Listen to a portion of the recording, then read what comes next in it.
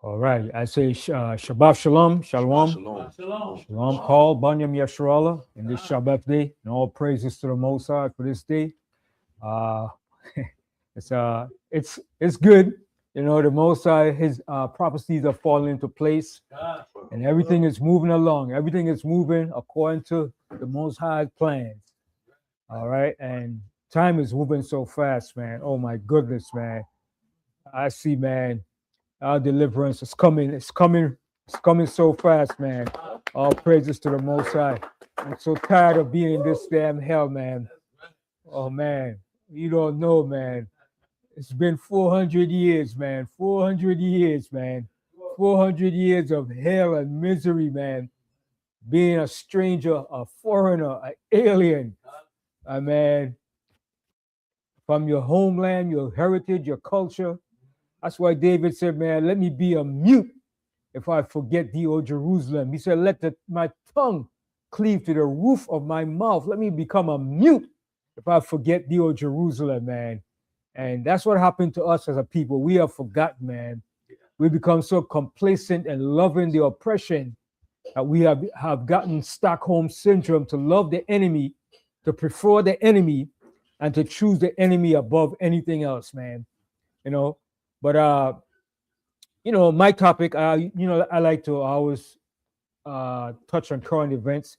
That's something that the Most High always rests on my spirit to always teach on current events, because current events brings you up to speed in what's taking place in the earth and what the Most High is doing and what the wicked rulers of this earth are doing in comparison to what we have to do and what we have to recognize what the Most High is doing in the earth for our salvation and our restoration.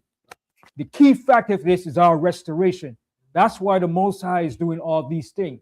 It's to restore back his righteous name, all right? The people that he established in the beginning of time, and to reestablish the children of Israel as his people back in the earth. Okay? When I say the children of Israel, you know I'm not talking about these imposters from 1948 that reestablished the state of Israel. All right? This was all a white supremacist. This was all political.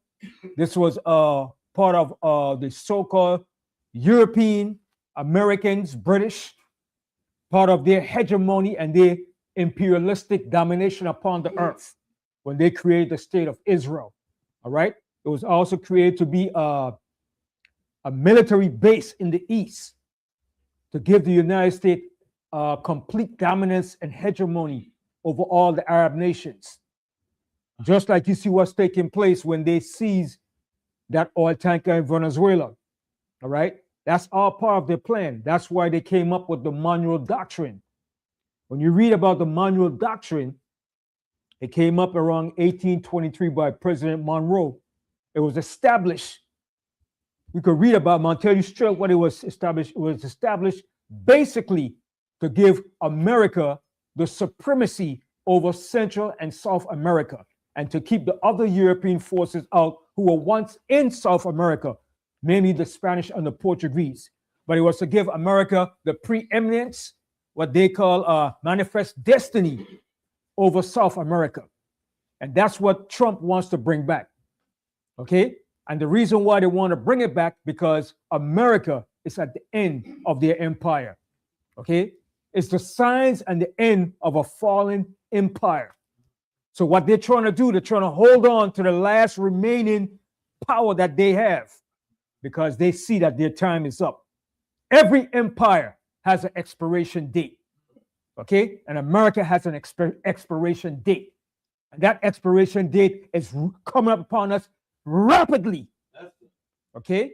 And it's not going to be no 20 or 30, 50 years. Okay? The expiration date is upon us. And we've seen it daily. And that's why Trump is sent his military in the first he told you. First, King Liar, the orange mutant, he told you it was because of drug trafficking. All right? He said Venezuela is bringing fentanyl and drugs into America.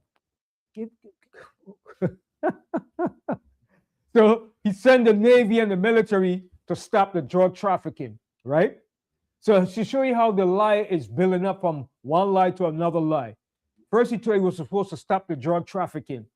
Then it went from that now to being a pirate, to seizing the Venezuela oil tanker. All right. Then he already has the Navy and the military out surrounding Venezuela and the Caribbean island. All right. But he's going to go into Venezuela. He's going to take it because they have to. This is the last stance that they have as a ruling empire. But in doing that, the Most High is going to flip the script on them. The Most High is going to upset them. The Most High is going to, he's going to overturn the agenda. All right. In doing that, it's a pretense and a strategy not only to take Venezuela, but Colombia, Mexico, and Panama. It's three main reasons why Trump and the ruling evil elites are doing what they're doing. One, first, they're evil. That's number one. Evil is their first name. That's their MO, evil. All right? It's nothing righteous about them. They're evil. Second, the empire is crumbling. And third, they must control the last remaining resources of the earth to keep the ruling elites, to keep their money flow going. It's not for the American people. It's merely for the ruling elites, Trump and his rich oligarch buddies. All right? So when you are a fallen empire, these are the things that you have to do, just like Rome. They can't help themselves. They must extend themselves into everybody's business with wars and taking over countries, just like Rome. Rome did the same thing. Rome eventually came to its end because they extend themselves so far out in everybody's territory and countries, robbing and stealing and plundering. So America is the same thing. And when they tell you America is a democracy, don't fall for that. America was never a democracy. It's an oligarchy. It's ran by ruling elite families that run this country. It's not a democracy, because if it was a democracy, when these people commit crimes, they will go to jail. But the only people that go to jail are the poor. The rich and the powerful do not go to jail. They make the law, break the law. Trump is a 34 convicted criminal that haven't paid taxes in over 20 years. And you know what he said? Because I'm smart. Now you say that to the IRS, your behind is going to jail. Okay, they're coming for you. Okay, either you have to pay that money back or you going to jail. But when the rich and powerful do it, there's no conviction, there's no judgment, there's nobody being held accountable for. And people keep me with this crap and they say, well, if you don't vote, you have to hold your leaders accountable. Listen, even when you do hold your leaders accountable, they still don't go to jail. They still do the hell they want to do. They break the laws, change the laws, make the laws, and hold themselves not guilty. So don't tell me that crap if you don't vote. Voting doesn't mean a damn thing. They do what they want to do. They change the laws when they want to do it, when they feel like doing it, and they do what they want to do. They don't consent you when they want to do certain things. Did they consent with you and said, we're going to Venezuela to stop to go to war against Venezuela? No, Trump said he's doing it. Now, first of all, the man didn't even get no permission from Congress. So first of all, it's illegal. But what are they going to do? They're going to justify it by making laws to justify themselves. That's what the wicked does. That's what the evil does. But this only shows you, Trump is only showing you the nature of America, white America. Trump is indicative of America. Everything that he's doing shows you what this country is really about. Okay? It's not about justice. It's not about righteousness. It's not about equity. It's not about the rule of law. Give me a break. What rule of law? America breaks every rule of law. All right? They don't appeal to no rules of law. They make and break the rules of laws. Okay? And they justify it by their policies. Okay? But you people out there gonna find out your vote doesn't mean a damn thing. You could vote who you want to put in office, that's not going to change what they're going to do for your causes. Now, I noticed that my sister, I like her. You know what I mean? She's fiery. Jasmine Crockett is running for Senate. And you know what? When she gets in there, she's going to play the same fiddle that every politician plays. Okay? She says she doesn't take money from APEC, so she's doing it for free. That's just as bad. You're going to do what they tell you to do. You can't go in there and say, you're going to change and do these things. You have to follow the policies of what this country dictates. If not, you will not be a politician for a very long time. Either they're going to smear your character, you're going to be threatened, your family life is going to be threatened, or you're going to be taken out. Okay? So don't believe that crap that politicians work for the people. Politicians work for the needs of the ruling elites and the lobbyists that put them in position. They don't work for the interests of the people. Okay? Now, they might start off with genuine interest for the people. But when they get up there, like I said, you have to watch this movie with Eddie Murphy, Distinguished Gentleman. That movie outlines and shows exactly what happens to a politician when he goes into office. And Jasmine Crockett, what you're going to see when she gets in there. Okay? Because politics is not trustworthy.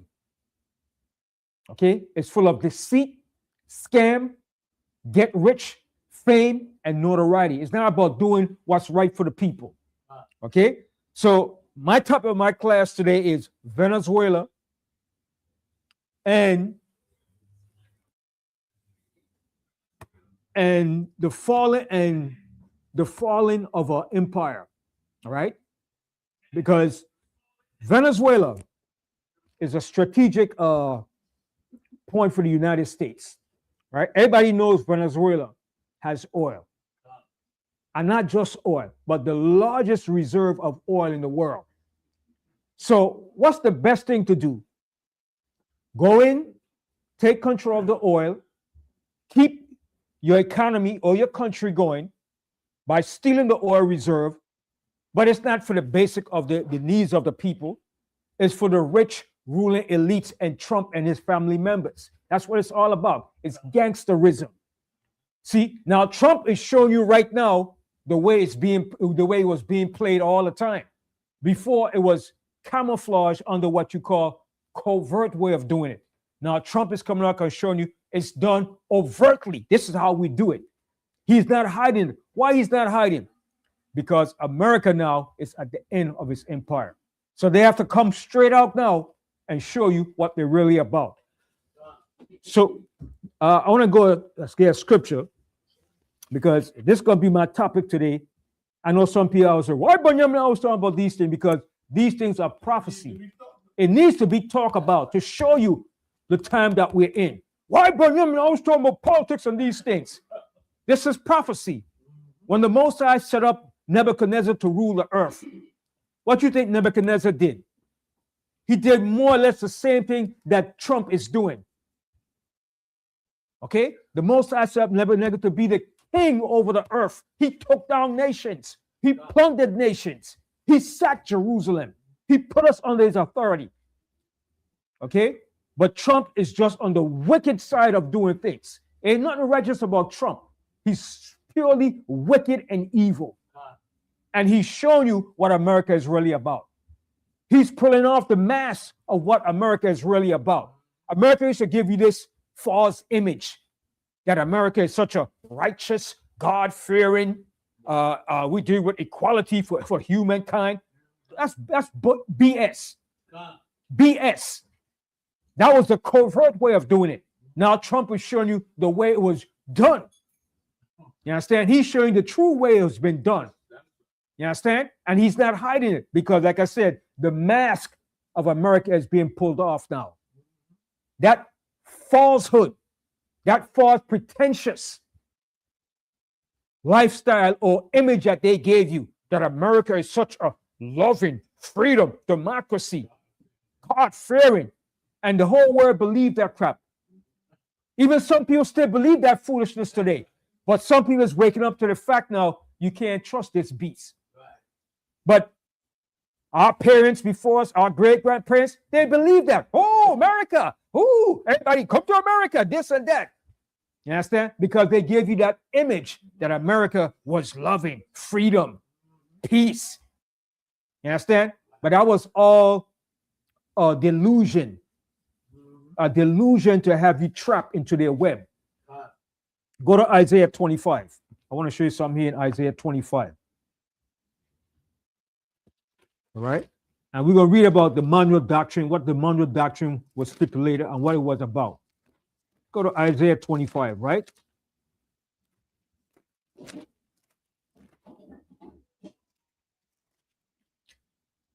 Isaiah 25, right? And to start from here, all right?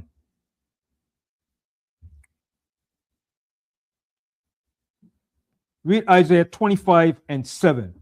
Read the book of Isaiah, King James Version of the Bible, chapter 25, verse 7. And he will destroy in this mountain the face of the covering cast over all people. What mountain is he talking about? Mountain represents governments, empires, rulership. Okay? It could also be speaking about a literal mountain, but in this context, it's not talking about a literal mountain. It's talking about governments, rulerships, empires. All right? So read that verse again. Isaiah 25, verse 7. And he will destroy in this mountain the face of the covering cast over all people. What is the face of the covering that is cast over all people? Democracy, the lies, okay, the false religions, the false historical information that they put out, the propaganda, the false narrative. That's the face of the covering that was covered over all people. Oh, America, no freedom, justice, equality. Give me your poor, give me your needy, give me your this, give me your that. Give me the land of immigrants, freedom. Now he's here. Now we send them back. Get the hell out. What he said, we don't want you Somalis here. He said, why you can't send people from Norway, Sweden, Denmark? Get them out, Somalis. They're pirates. Now look what he just did. He just pirated the ship in Venezuela. So he's calling people pirates, and he's the real pirate. He said all the Somalis do are pirates, pure ships, steal people's ships. All right. So let's read this. Let's stick to the scripture because I'm not being so you're going to a tangent, but I want to show you the scripture to show you what is really being unmasked and unfolded here about America. Read that verse again. Yeah, read from the top of Isaiah chapter 25, verse 7. And he will destroy in this mountain. So the Most High is going to destroy. He's destroying the face of the covering that has been placed over all the eyes and the face of the people. Go ahead. In this mountain, the face of the covering cast over all people. It was a covering that was cast over all people. Lies, false illusion, a disillusionment. Okay? Pretentious. Go ahead. And the veil that is spread over all nations. And it's a veil that has been spread over all nations. They believe it. And you know what kind of power is used to do that? Sorcery and witchcraft. That's what it is. Everybody believed the lie that America was such a great people. They believe in humanity. They believe in saving lives. Don't you know, in order for America to be a rich, a powerful nation, you have to undermine and subdue everybody else's economy and currency? That's the only way an empire can rule. You have to subjugate, and destroy everybody's currency and economy for you to stay on top. You have to be the number one boss on the block. You can't have no competitors. All competitors have to be destroyed. That's why they go to war. War is needed to regulate the control of power against a top ruling empire, if you don't understand that. And whoever has the power, you dominate. And you control the policies, the politics, the economics, the justice in the earth. your so-called justice that you panning out in the earth. Right? So continue, read a verse again. I'm going to finish reading it. Go ahead. Isaiah 25, verse 7. And he will destroy in this mountain the face of the covering cast over all people, and the veil that is spread over all nations. Okay, and the influence or power that's used is sorcery and witchcraft. Let me show you that. Let's go to the book of Revelation. That's how they was able to have everybody seduced and brainwash. That's the right word. Brainwash. Brainwash to white supremacy. Okay? Revelation, the 18th chapter. Let me show you right here. Revelation 18, most active through by sorcery were the nations deceived. Revelation 18, let me show you right here.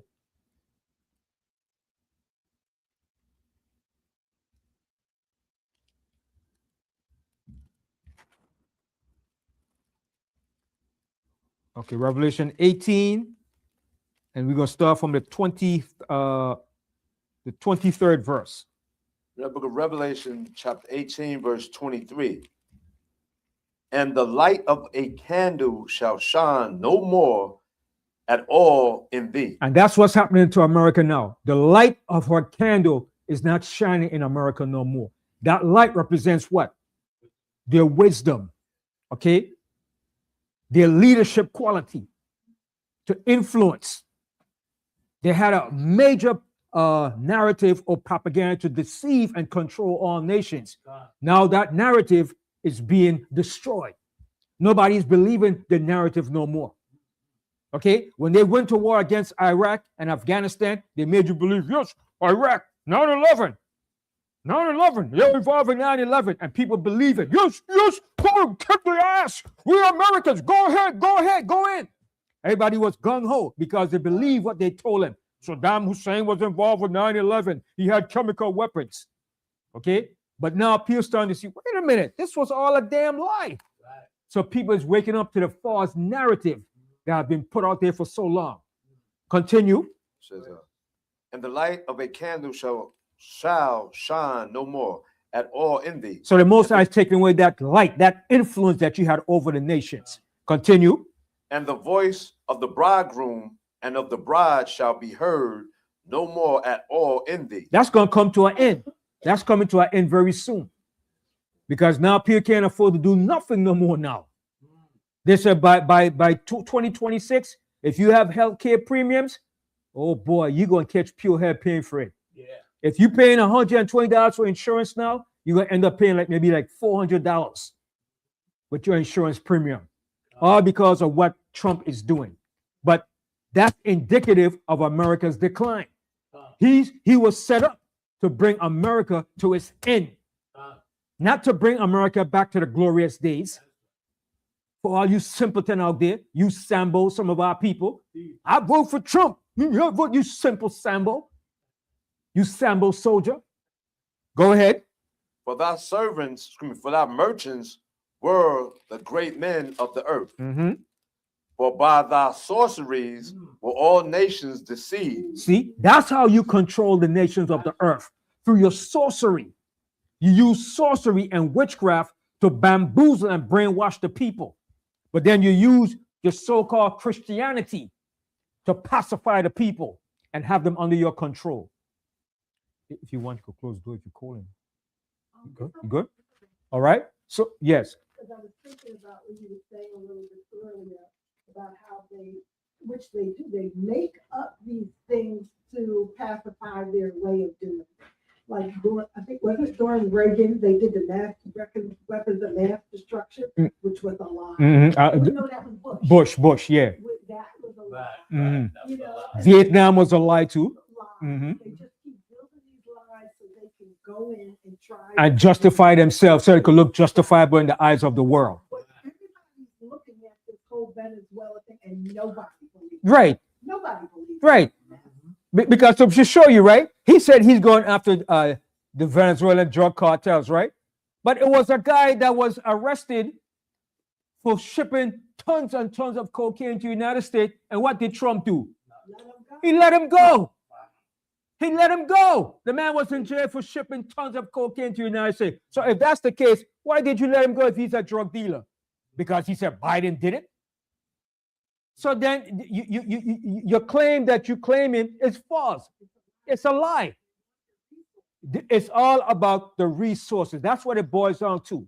It's about controlling the resources of the earth so you could be dominant over all people of the earth. And lastly, I forgot to tell you, one of the main reasons next to being evil is to box China, to keep China from controlling South America, to keep China from the backyard. They don't want China in the backyard. China basically owns Africa. Right. And China is gaining a momentum, a great momentum of influence with the other nations. So they figure if China is in their backyard, China could attack and take down America easily. And that's what they don't want. That's what the whole thing was about when Fidel Castro was in power. They said he's communist. And Russia was supplying. So they said, no, we have to keep Fidel Castro in check. We have to destroy his kingdom. All right? We have to put a blockade and embargo on Cuba for over 50 years. Because that's what they fear. That's what was their threat against what they call communism. Okay? And now that China has built one of the largest maritime navigational seaport in Peru. All right? That seaport was built in Peru and is owned by China.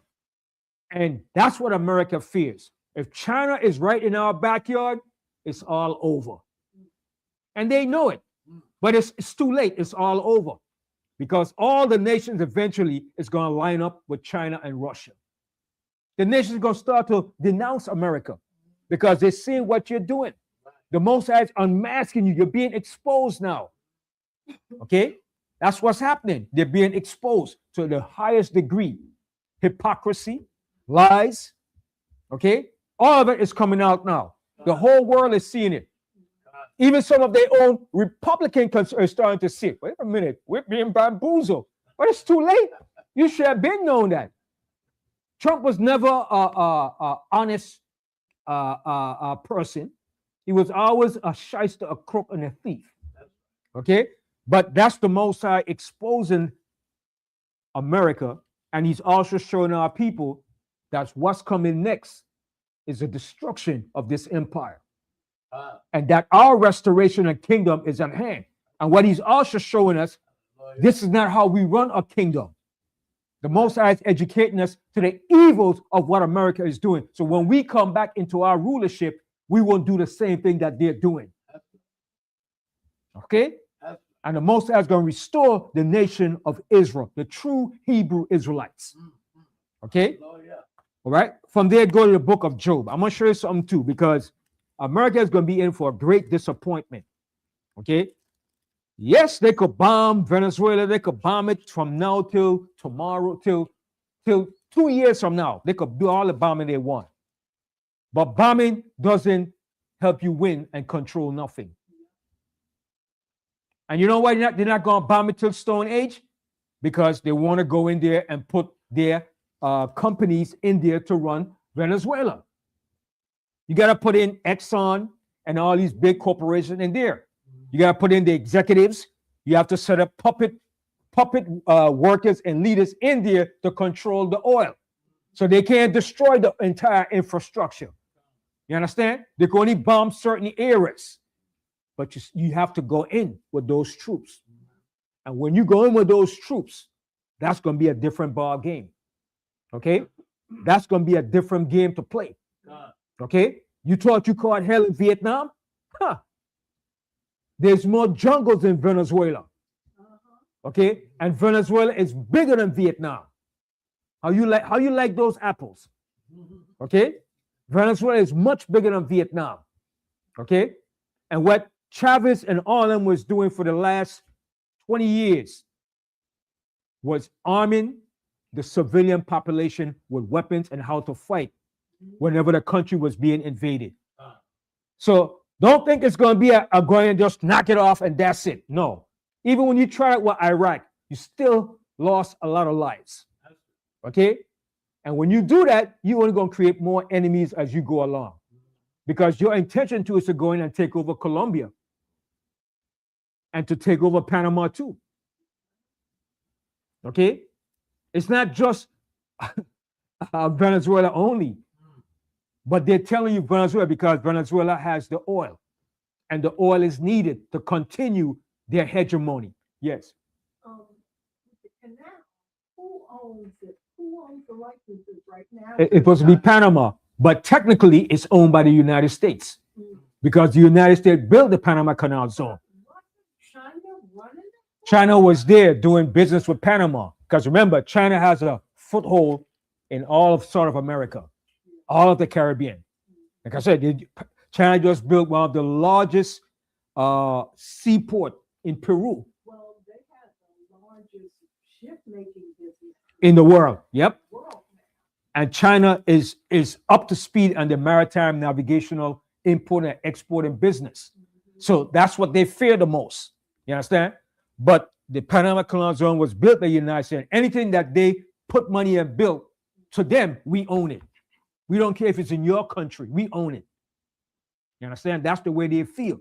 But I really had thought that China had control. No, China didn't have control of it. It belongs to Panama. But China was doing a lot of business with a lot of Central and South American countries. And the United States, that's what they fear. They fear that the most. 'Cause if they fear if China could do that, China could put military bases, put weapons, put nuclear weapons close to American border. And that's what they fear. Because if you look at it, Cuba is only 90 miles from Miami. It'll take nothing for missiles to hit Miami. And from Venezuela, it's maybe about what? 1,000 miles. That ain't nothing. A missile could still come in there and hit Miami. And they don't want missiles that close to their border. So now they're worried and they're scared, but it's too late. You understand? You can't stop the inevitable. What's supposed to happen is going to happen because they're stretched so far out now. See, now, you got to look at it. If they go into Venezuela now, all China got to do is take Taiwan. Because you got all your Navy right out there in Venezuela. You understand? And then Russia going to say, oh, good for me now. Ukraine is mine more. He could go more with full power in Ukraine. All right? So let's go to the book of Job. I want to show you something because the Most High is going to disappoint this beast kingdom. The Most High have a rude awakening for America, man. Just like the Roman Empire had its end, when they extend themselves so far up, that's the same thing the Most High is doing to America. History always repeats itself. And you know what? The elites knows it, but they're so arrogant. They believe, no, we're not Rome. We're much more sophisticated. We have more technology than Rome. But it's your technology that's going to bring you to your own ruin. All right? Because now they're even saying that AI has gone so far now. AI is making music. Artificial intelligence is even doing college report for students now. AI is doing so much now that AI is going to be the ruin of your civilization, man. Just like they showed in all the movies that they made. Even when they made that movie with iRobot. You saw what those iRobots, that's all artificial intelligence do. And what did those robots do? They turned against you. I was destroying your own civilization. You see, when you contrary to the Most High, that's what happens. Yes. Well, you know how time does person of the year. You spoke with person of the year. Who? All of the architects of AI. Of AI, right?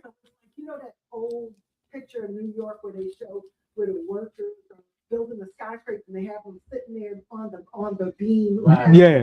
Mm-hmm. They put all of the architects. They impose them on there. AI. So Elon Musk is on there. That woman, Right. The white guy who made ChatGPT.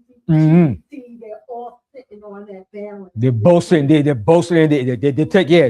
That's. See, what they're showing you is that they know that they're coming to the end of their kingdom now. So they're gonna come out and show you straight up. This is what we're about. This is what we're gonna do, and we don't give a damn. We're coming to an end. Let's take it all over. Let's go all out. Like it says in the Wisdom of Solomon, the wicked have said in his heart that let's use the creatures to our advantage. They're not holding back nothing now. Nothing is going to be held back. They're going to tell you exactly what they're about, what they're going to do, how they're going to do it, whether you like it, whether you vote for that person. They're going to do the hell they want to do. I saw an interview the other day with the guy who created ChatGPT, and he was talking about how it's now, I think, about 5 years old. Mhm. And he said at first people, you could use it to do just searches and this, that, and Mhm. that. And then he said something so interesting. He said it's so smart that it's teaching itself more and more every day. So there's nothing I can expect it not to do. Wow. He said right now, what I see happening with, AI is that it's going to be the next wave in Controlling. medical breakthrough. Mhm. That's what he said, medical breakthrough. Right. But I thought the key thing when he said it teaches its own self thing. Mhm. And then I thought about how does it teach itself? Well, it teaches itself by taking all of The our data, yeah, information data. that we put out in the universe. Mhm. Anything that you put in on your computers, in your email, everything, these AI is reading all of it. It's sorcery. It's witchcraft. It's sorcery. You understand? And that's why the Most High has to bring an end to this kingdom. That's why the Most High said, if he didn't cut the time short, there wouldn't be no flesh left to save. The way they're going, they will destroy even themselves, along with everything in this earth. It's destructive. That's the whole premise of that the movie Terminator. Yeah, Skynet. With the Skynet, the guys, and then who they use to put the blame on? Remember, with the black guy, the Jake. They put the blame on him because he said he created the Skynet, and then he said he even said it. Skynet, like you said, is learning by itself. That's what they're all reminding me. Yeah. So that's what they want to do. They want to create an artificial world. Okay, but it's going to turn against them. That's why the Most High has to cut this thing short. That's not the way the Most High created this earth to run like that. It's all witchcraft and sorcery. Here the word is called artificial intelligence. That's just a simple and nice way of saying it's witchcraft. It's Satan. It's Satanist. It's satanic. It's contrary to the Most High. It's contrary to nature. All right. So go to the book of Job, the 5th chapter. I want to show you something. How the Most High is going to disappoint them in all of their devices that they set out to do.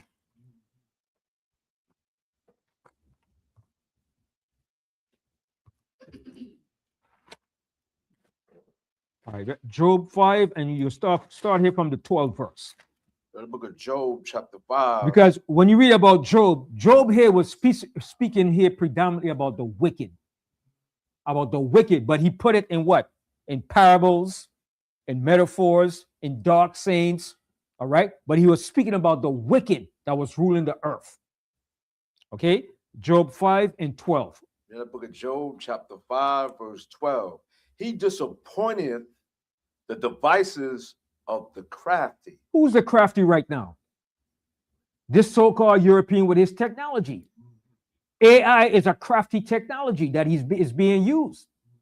Okay, continue, read on. So that their hands cannot perform the enterprise. See, so that their hands cannot perform their enterprise. And that even goes for war, for the economy, for anything that they set out to do in the name of white supremacy and dominance over the people of the earth. All right, continue.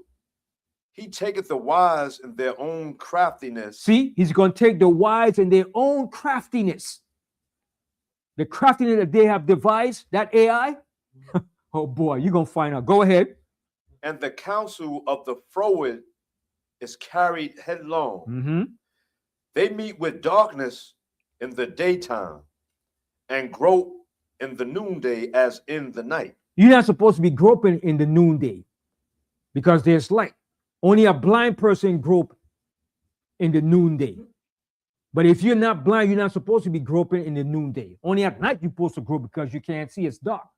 So what the Most High is doing, he's destroying all of their counsels, all of their wisdoms, all of their great ingenious ideas that they had. He's bringing that to naught. All right, continue. But he saveth the poor from the sword, Mm-hmm. from their mouth, and from the hand of the mighty. Mm-hmm. So the poor have hope, and iniquity stop at her mouth. All right. Now from there, go to Job. Go to Job 94. Job 94. 94. I You mean, mean Psalms 94. Okay. That's what I'm thinking. 20. Sorry. Okay, that's Excuse okay. me. Salakia. That's what I'm thinking when you said that. Psalms 94. 94, Job 94. verse 20 is all good though. I'm creating my own book now. Yeah. Don't make me laugh. 21, 20, which one you want? Psalms 94. Start from the 20 verse. Yep. Read up book of Psalms chapter 94, verse 20. Shall the throne of iniquity have fellowship with thee, which frameth mischief by law? And that's what they do. They frame mischief by law. They create all these laws, okay, and policies to justify themselves. Hold that and go to Daniel the 8th chapter. Daniel 8. Come right back to Psalms. Go to Daniel 8 and 25.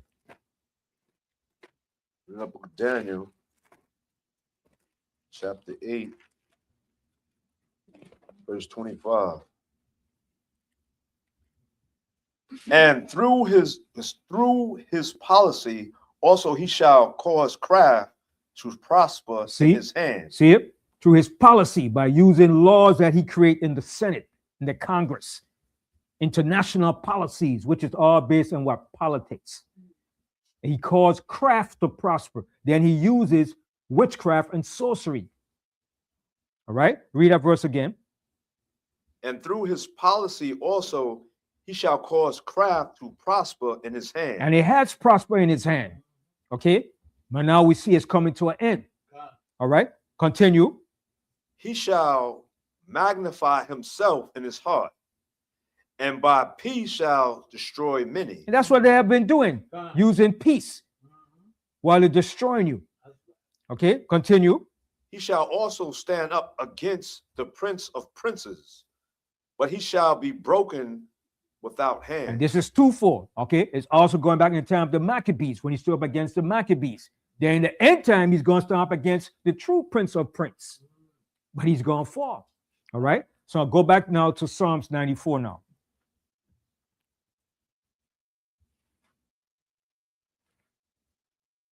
Psalms chapter 94, verse 21. Yeah, read 20 again. Yeah. Psalm 94, verse 20. Shall the throne of iniquity have fellowship with thee, which frameth mischief by a law? See, it's by mischievous ways. It's evil intent. It's not righteously done. Okay, continue. They gather themselves together against the soul of the righteous and condemn the innocent blood. That's what they do. They condemn the innocent blood. They gather themselves against the soul of the righteous to destroy the righteous. Go ahead. But the Lord Most High is my defense, and my Most High power is the rock of my refuge. And he shall bring upon them their own iniquity. See what the Most High is going to do? Whatever they intend to do to us or to anybody else that's unjust, it's going to come back upon their own heads. Okay? Just like when they brought drugs to destroy us. Now look what happened now. All the meth and all the different knowledge is affecting them. The black people don't take meth. Now the drugs is affecting their people. That's why Trump. So no, they're bringing fentanyl to the country. Yeah. Now you want to do something against it because your people is being affected by it. But when we were being caught up in the crack epidemic and all, you didn't do nothing against it. So you see how the Most High is reversing all these evil towards them now, and they don't like it. They don't like it. They're mad. Yes. But it's you and your pals that are bringing it because we don't have planes. Right. It's their people. It's the big corporations, the big chemical companies. Right. Fentanyl is made from big chemical corporations. Okay. Big chemical corporations make those products for the drugs. Every drug that you see is made from chemical plants within the United States. To make the fentanyl, to make the crack, That crack, the chemical that was used, it came from a chemical to make that bottle. That bottle came from chemical plants. You understand? To make that pipe and all those ingredients. Every ingredient that's made for drugs is come from the big pharmaceutical companies here in America. Okay? One of the reasons I'm going to Afghanistan too was to get control of what? To get control of the poppy. That makes what? That makes morphine, heroin, and for drugs. A lot of drugs that you use to sedate people and to relieve pain comes from heroin, comes from the poppy, which comes from Afghanistan. All the medical institutions and the big pharmaceuticals, that's what they need. Now, understand? Just like when they went to war in Vietnam, it wasn't about because communism. It was about the opium, the poppy. You understand? That's what it was about. It was about controlling the opium, which the CIA was controlling and running through America. It was called Air America under the CIA. And it was there that majority of our soldiers got addicted to drugs. To drugs. Because in living in those jungles when they were injured, they first thing given was heroin. The heroin to ease the pain, and they get addicted to it. Even what's his name show you, Denzel in the movie show you American Gangster. When his family was getting the drugs from Vietnam. So the guy said, how are you gonna get the drug? He said, nah, we cutting out the middleman. We going directly to the source. How was he able to do that? Through the aid of the CIA. And he went to the head Vietnamese in Vietnam and they sat down. But the CIA was the one that was running that drug operation. Because what shows you in the end? Who remember Ross Perot? Everybody remember Ross Perot? He ran for president. He had a soft, squeaky voice.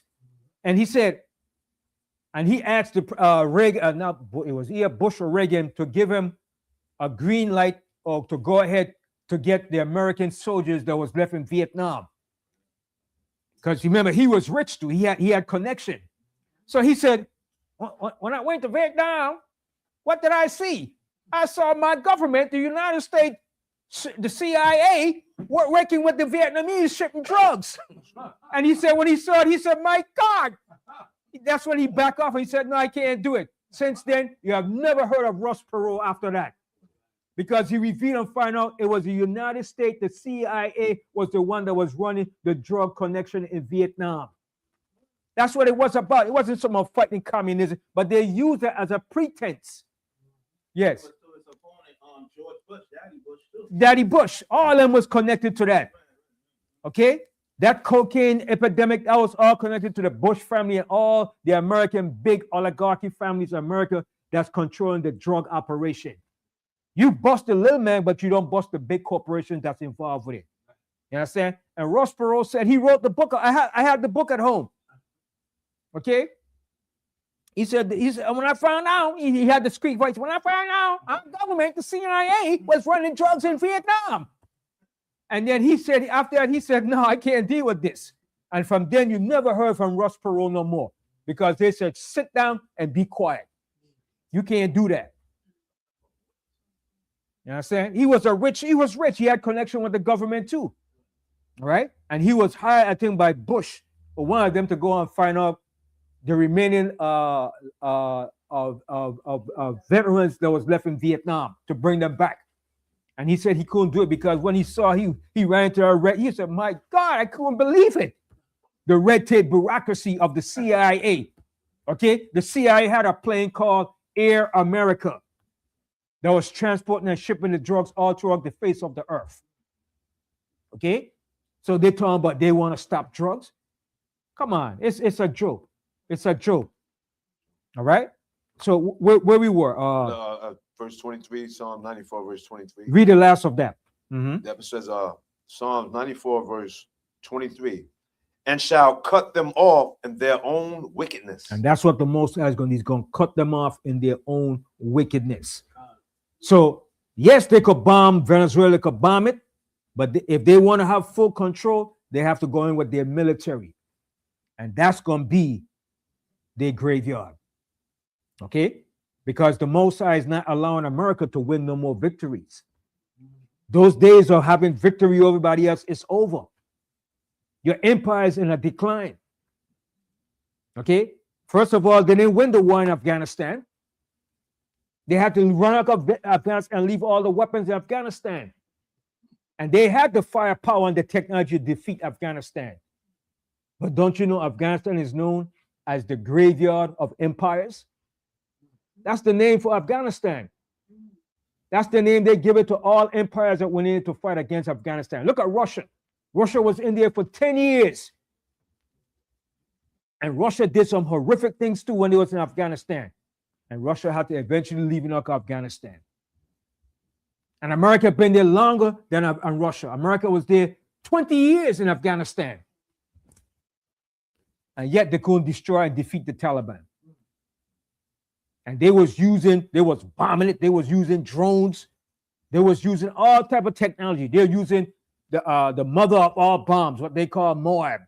They dropped that in Afghanistan. The Navy SEALs was up in there. The special forces, yet they couldn't win. So what makes you think they're going to win in Venezuela now? When they attack Venezuela, that's going to only encourage Colombia and all the South American countries to band together. That's all it's going to do. Because they know they're going to be next. Colombia know they're next. Panama knows that too. Nicaragua knows that too. Okay? And it's also a hinge pin, a launching pin to get Cuba. Don't you know Cuba was deliberately left out of world economies just so that the ruling elites could exploit the wealth of Cuba? Cuba has a lot of wealth and resources too. Okay? And that's why they put an embargo in Cuba. Right? So it's all about their greed and their wealth and their hegemony over all nations.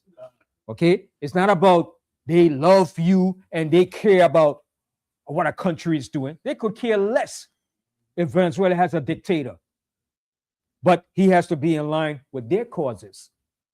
He has to work for them, their benefit. Remember, who put all the dictators that you see in the world today? It was put there by the United States. Who put dictators in Haiti? The United States. Haiti didn't just put Papa Doc and all these rulers there. They was put there by the United States. When the United States, remember, the United States invaded Haiti in what year? Let me see if y'all know that history. When did the United States invade Haiti?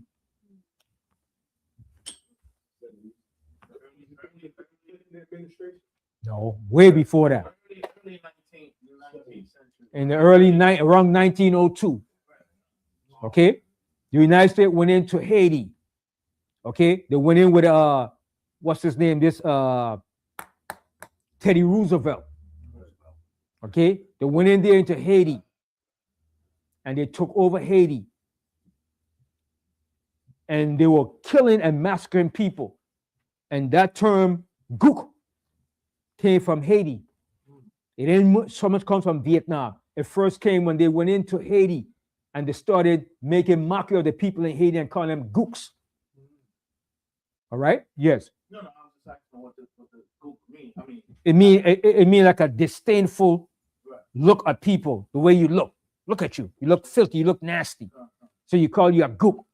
That term came from when they went into Haiti. Then when they went to Vietnam, they continued the same derogatory terms for people that was not white. Okay, so when they went into Haiti, control Haiti, because remember, all the factories and companies that's in Haiti is owned by America. One of the biggest company that's ran by America, everybody should know that today. What is it called today?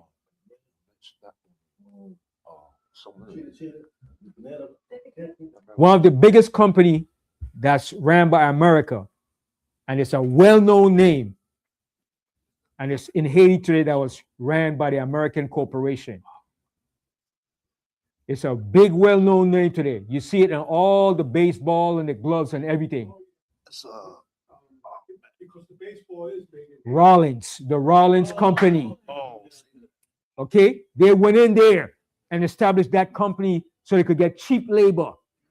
Okay, all the baseball gloves, the bats, the baseball, the mitts, the Rollins Baseball Company, that's owned by America. That's in Haiti. And they get cheap labor off the people to make that stuff. Yeah. Because if you buy a baseball, a major league baseball, right on the back. Rollins. Yeah. But Rollins. Yeah. The bats, the gloves, the baseball, all the baseball is made there in Haiti. Okay. So they went in with their big corporation and companies and they control Haiti. And what they did, so it could be in their benefit, they set up what? A dictator, a puppet ruler. Okay. The people didn't select no dictator. The United States put him there, Papa Doc and all of these people there, man. Okay? And the United States is the one that prints and control the currency of Haiti.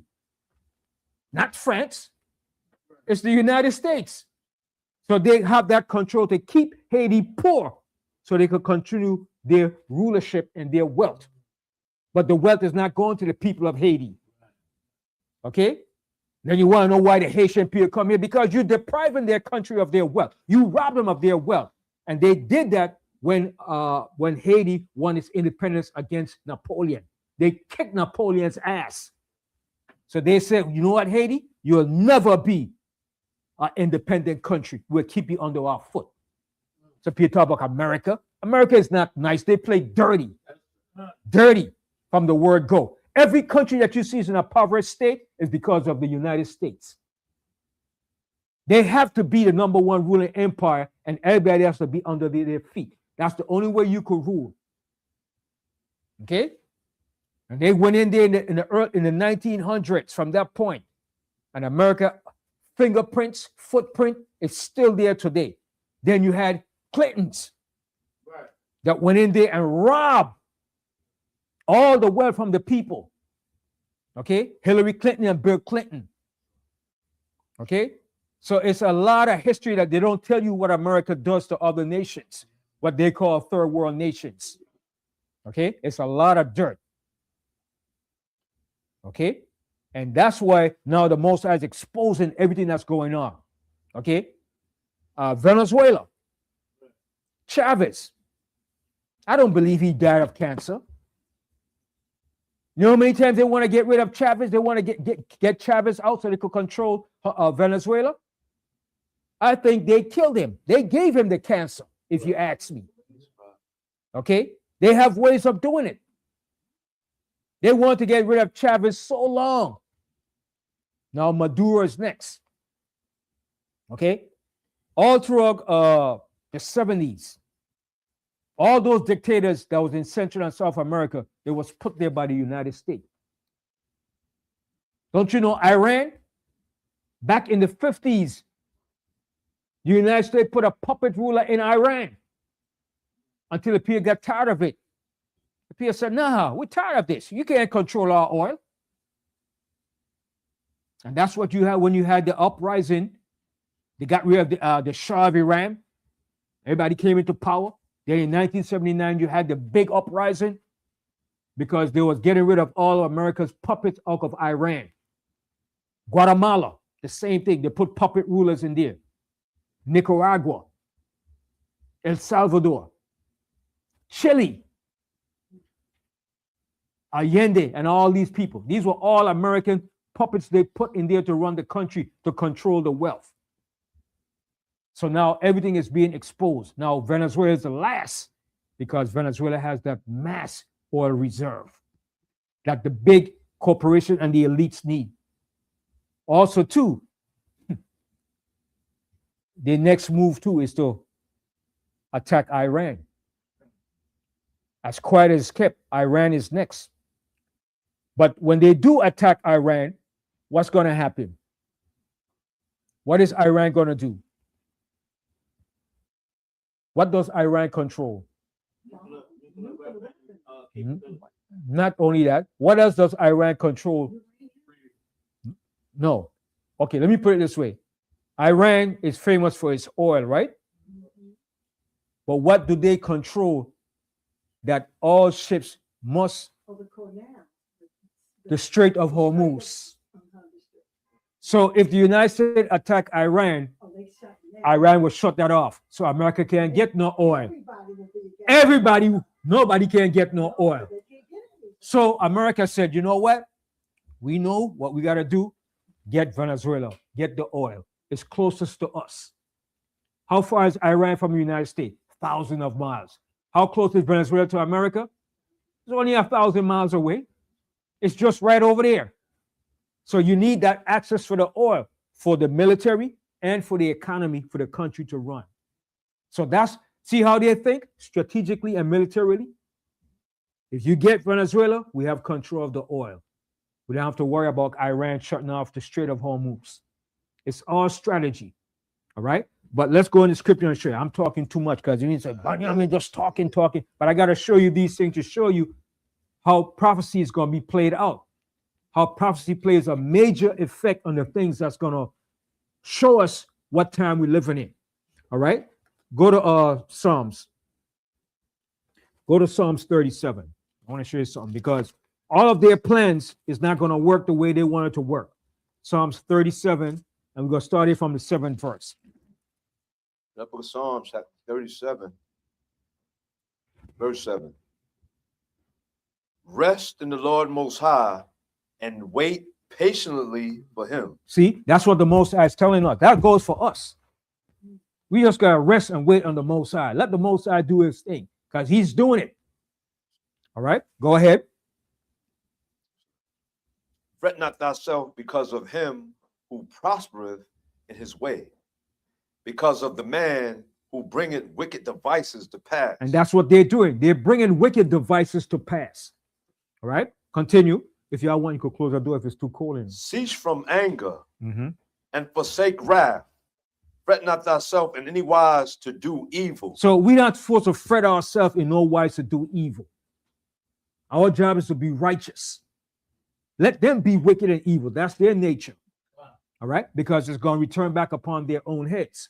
Continue. For evildoers shall be cut off. See, for evildoers shall be cut off. All right? Go ahead. But those that wait upon the Lord Most High shall inherit the earth. And we're going to inherit the earth. That was promised to us. The Most High said, the meek shall inherit the earth. That was promised to us. That's what we're about to inherit, the earth. But we're not going to do it the way that they're doing it. Continue. For yet a little while, and the wicked shall not be.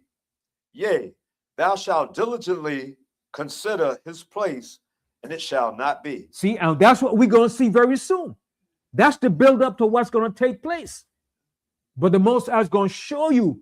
He's showing you in the prophecy before it happens. So if they want, go ahead, go to war, go ahead, because it's not going to profit you. I remember, whenever you do something that's unjust, there's a price to pay for it.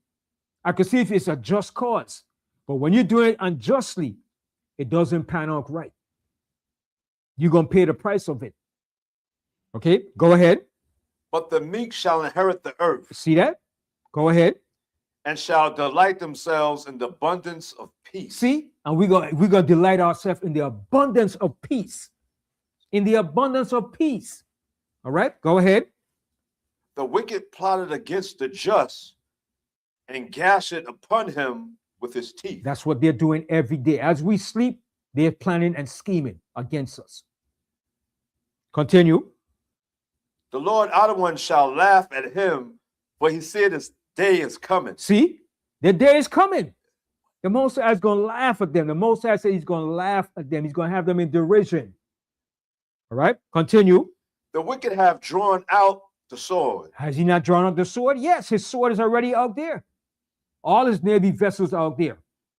Okay, continue. And have bent their bow to cast down the poor and needy. And that's what they want to do, to destroy the poor and needy. It comes to the big beautiful bill. That big beautiful bill is to destroy the poor and the needy.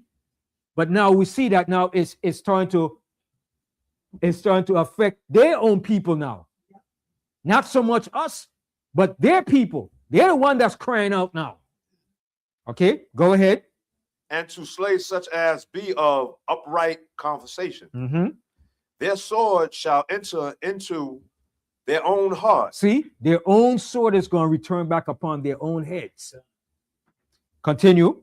And their bows shall be broken. And their bows going to be broken. All right.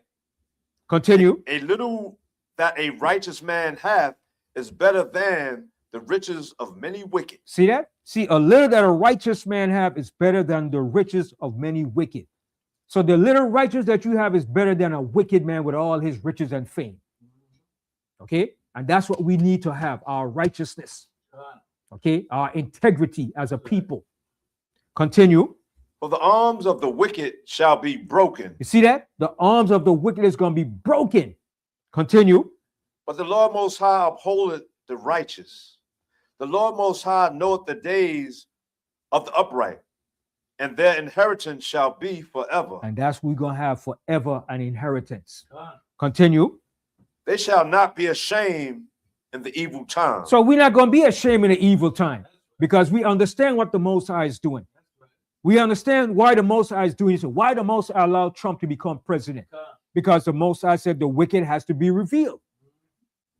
He has to be revealed in these last days. Continue. And in the days of famine, they shall be satisfied. So in the day of famine, the Most High is going to feed us. All right? So don't fret in the home, huh? The Most High is going to feed us in the time of famine. All we have to do is continue in the path, in the right way of the Most High, and have that faith in the Most High. All right? Continue. But the wicked shall perish, and the enemies of the Lord Most High shall be as the fat of lambs. They're going to be melted. Okay, go ahead. They shall consume into smoke, shall they consume away. They're going to be consumed with smoke. The Most High is going to smoke them. Like Jake said, I'm going to smoke you, nigga. That's what the Most High is going to smoke them, man. Okay? You see where Jake getting them terms from, right? He used the terms, but he doesn't know where he gets it from. But it's in his spirit. I'm going to smoke you, man. That's what the Most High said. The Most High said, I'm going to smoke you too. Yeah. Because that was ill. Yeah. The Most High said, I'm going to get ill with you. Jake said, yo, I'm going to get ill with you, man. The Most High said, I'm going to get ill with you too. Yeah. That's yo, I'm going to break you up, dude. All right? All right? The Most High said all those things. Go ahead. The wicked borroweth and pay it not again, but the righteous showeth mercy and give it. For such as be blessed of him shall inherit the earth, and they that be cursed of him shall be cut off. And they're the curse of the Most High, because the Most High said he's the people of his curse. 37. All right? When you read Isaiah 34, the Most High said Edom is the people of his curse, where the Most High is going to bring this judgment upon. Continue. Verse 22, Psalms 37, verse 22. No, verse 23, pardon me. The steps of a good man are ordered by the Lord Most High, and he delighted in his way. Though he fall, he shall not be utterly cast down. What is that telling you? He's not going to get rid of you. Right, because the Most High said a righteous man fall what? Seven times. Yeah. But then what? He picks himself back up. Yeah. So even though you may make mistakes, all right, but once you repent for it and get back up and continue on the path, don't go back into your wickedness. That's right. You understand? Because in this trial and error that we're in, yes, you're going to slip and make mistake, but you have to repent and pick yourself back up.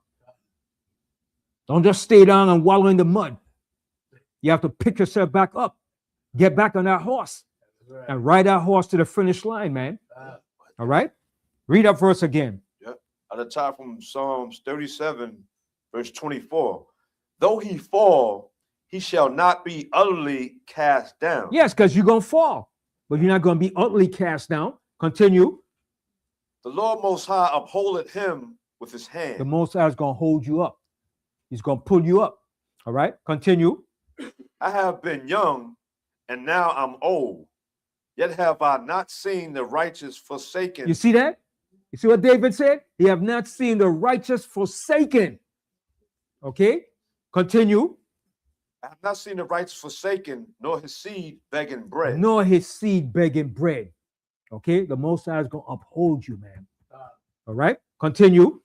He is ever merciful. He lendeth, and his seed is blessed. Depart from evil and do good, and dwell forevermore. That's right. For the Lord Most High loveth judgment, and forsaken not his saints. See? Oh, the Most High said, he will not forsake his saints. Also, he said that too. In what? In Samuel, the Most High said he will not forsake his people, man. For his name's sake. The Most High will never forsake us. He will only punish us, but he will never forsake us, man. Okay? And the Most High made that promise. He made that promise. Hold that. I'll come back to this here. Hold this right quick. Let's go to go here to go to Leviticus. Let me show you something here in Leviticus.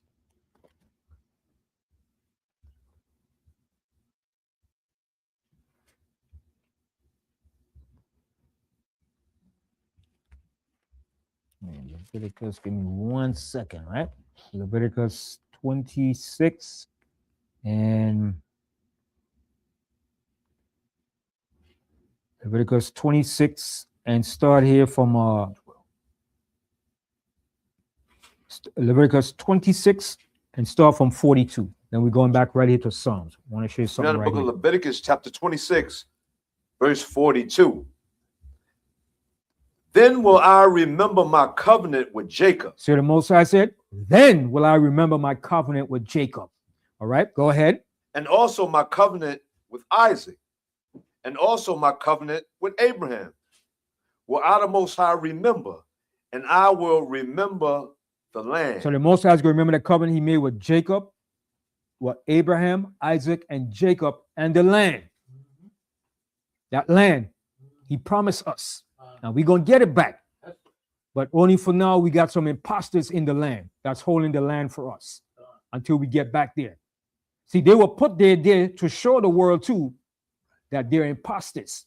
Right. And they're not the people of the Most High. Not to show that they're the Most High people, but they're imposters in the land, because the Most High said his people will not be in the land until Yahushua comes to restore them back into the land. So that's only a confirmation and witness to prove that they're not the people, and to show the whole world that they're a bunch of liars. The historians, the scholars are a bunch of liars, a bunch of plagiarists. Okay, they're not truthful. That's what the Most High is going to show to the whole world. All right, because the Most High said in the end, they're going to come and say, our fathers have inherited lies and vanity and things wherein there's no profit. That's what they're going to acknowledge. And when you acknowledge that your fathers have inherited lies, that means you have acknowledged that your historians, your scholars, your theologians, your biblical scholars all taught you lies. That means your whole system is based on lies. Your entire educational system is based on lies and falsehood. Yeah, yes, sir. Well, I was just looking at something when you were talking about what was going on in Haiti. Sister Shigabara Malakan said that Citibank had economic occupation in Haiti since 1950. Check that out. 1915, right? 1950. Check that out. Check that out. So all those big corporations are there ravishing and robbing and exploiting Haiti, which should be going to the people of Haiti. All right? And you want to know why Haiti is poor? Because the United States deliberately robbed and made Haiti poor. But they don't tell you that. They want to tell you, oh, the people of Haiti are poor because what they're doing to the people, what they're doing, this, they're doing. No. You systematically and institutionally wise destroy and rob the people of Haiti by their policies. Wicked, evil bunch of people, man. All right? That was it, right? Mm-hmm. Yeah. Okay, continue reading that. Yep. From Leviticus chapter 26, verse 43. The land also shall be left of them, and shall enjoy her Sabbath. So the Most High said, the land shall be left desolate of us and enjoy the Sabbath. So who are those people doing over there? They ain't supposed to be over there. Talking about 1948 was the restoration of the land of Israel. No, it wasn't. According to your false leaders and historians, but not according to biblical prophecy. All right, go ahead. While she lied desolate without them, See, the land is desolate without us. Continue.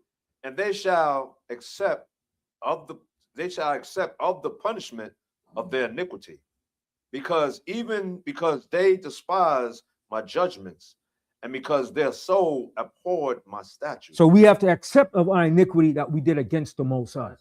We have to accept that and recognize that. We can't give no excuse and say, no, oh, well, because the white man was superior. No, we can't give that excuse.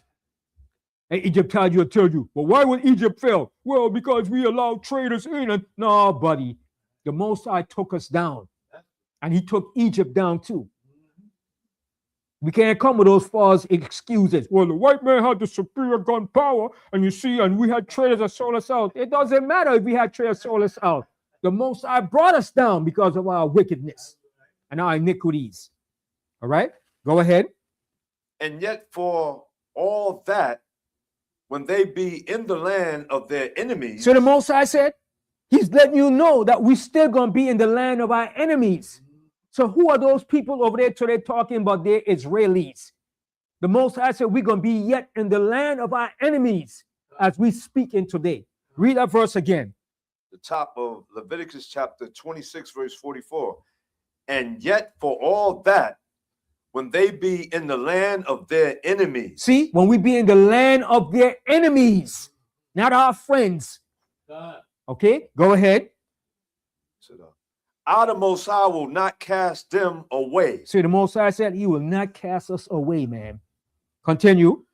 Neither will I abhor them, to destroy them utterly, and to break my covenant with them. See, the Most High is not going to break that covenant with us. We broke the covenant, but not the Most High. Okay, go ahead. For I am the Lord Most High, the omnipotent power. See, but this is the part I like right here. Go ahead. But I will, for their sakes, remember the covenant of their ancestors. See that? Because of our forefathers, Abraham, Isaac, and Jacob. That's the reason why the Most High said he'll never forsake us or forget us. Because of the covenant he made with our ancestors who were righteous, Abraham, Isaac, and Jacob. That's the reason why. Read that verse again. From the top of Leviticus 26, verse 45. But I, the Most High, will, for their sakes, remember the covenant of their ancestors, whom I brought forth out of the land of Egypt in the sight of the heathen, that I might be their power. I am the Lord Most High. Mm-hmm. These are the statutes and judgments and laws which the Lord Most High made between him and the children of Israel and Mount Sinai by the hand of Moses. And that's what the Most High made with us, a covenant. He didn't make no covenant with nobody else but us only. So that's why we were punished. And that's why we're in the condition to as a people on the bottom. We want to know, well, when are we going to be waking up to the fact? Yeah, we're starting to wake up now. We're realizing why we're here in America. But some of us still want to stay here and hold on to it.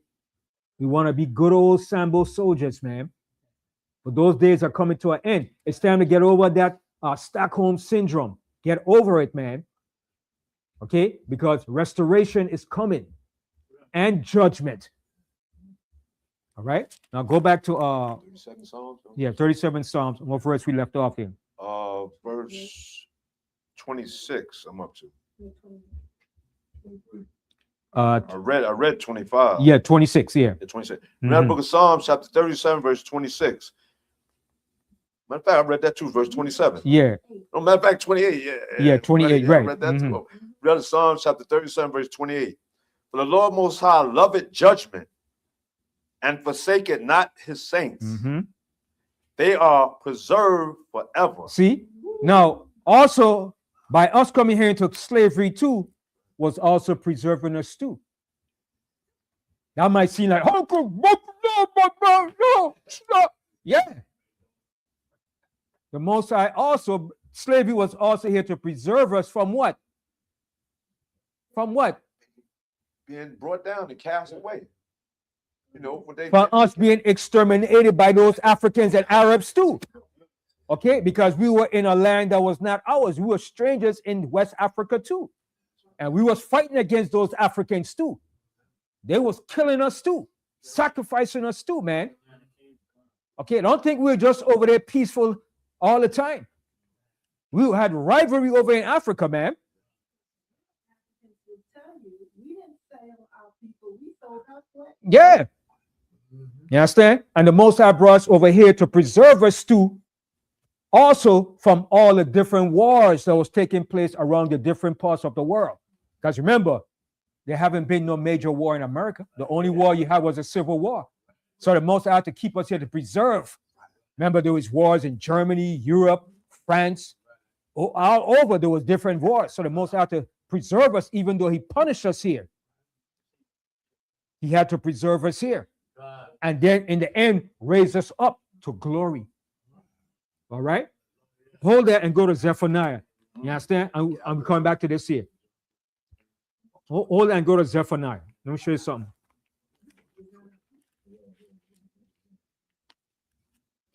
Go to Zephaniah 3, the 3rd chapter.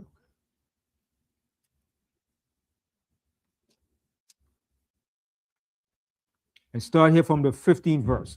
Actually, start from the 14th verse, but the key verse is in 19 and 20 verse. All right. That book of Zephaniah, chapter 3, verse 14. Sing, O daughter of Zion, shout, O Israel, be glad and rejoice with all the heart, O daughter of Jerusalem. So that's what the Most High said. The Most High said, shout, rejoice, because what's coming to us? Restoration, redemption, salvation, rulership, peace, happiness, no more stress and vexation. Okay, continue. The Lord Most High have taken away thy judgments. See, 400 years, that's it. The judgments is taken away. We serve our judgment. 400 years of punishment. That was our punishment. Like the judge give you 20 years in jail, no parole. That's what the Most High gave us, 400 years. Most High said, take it. I'll see you in the 4th generation.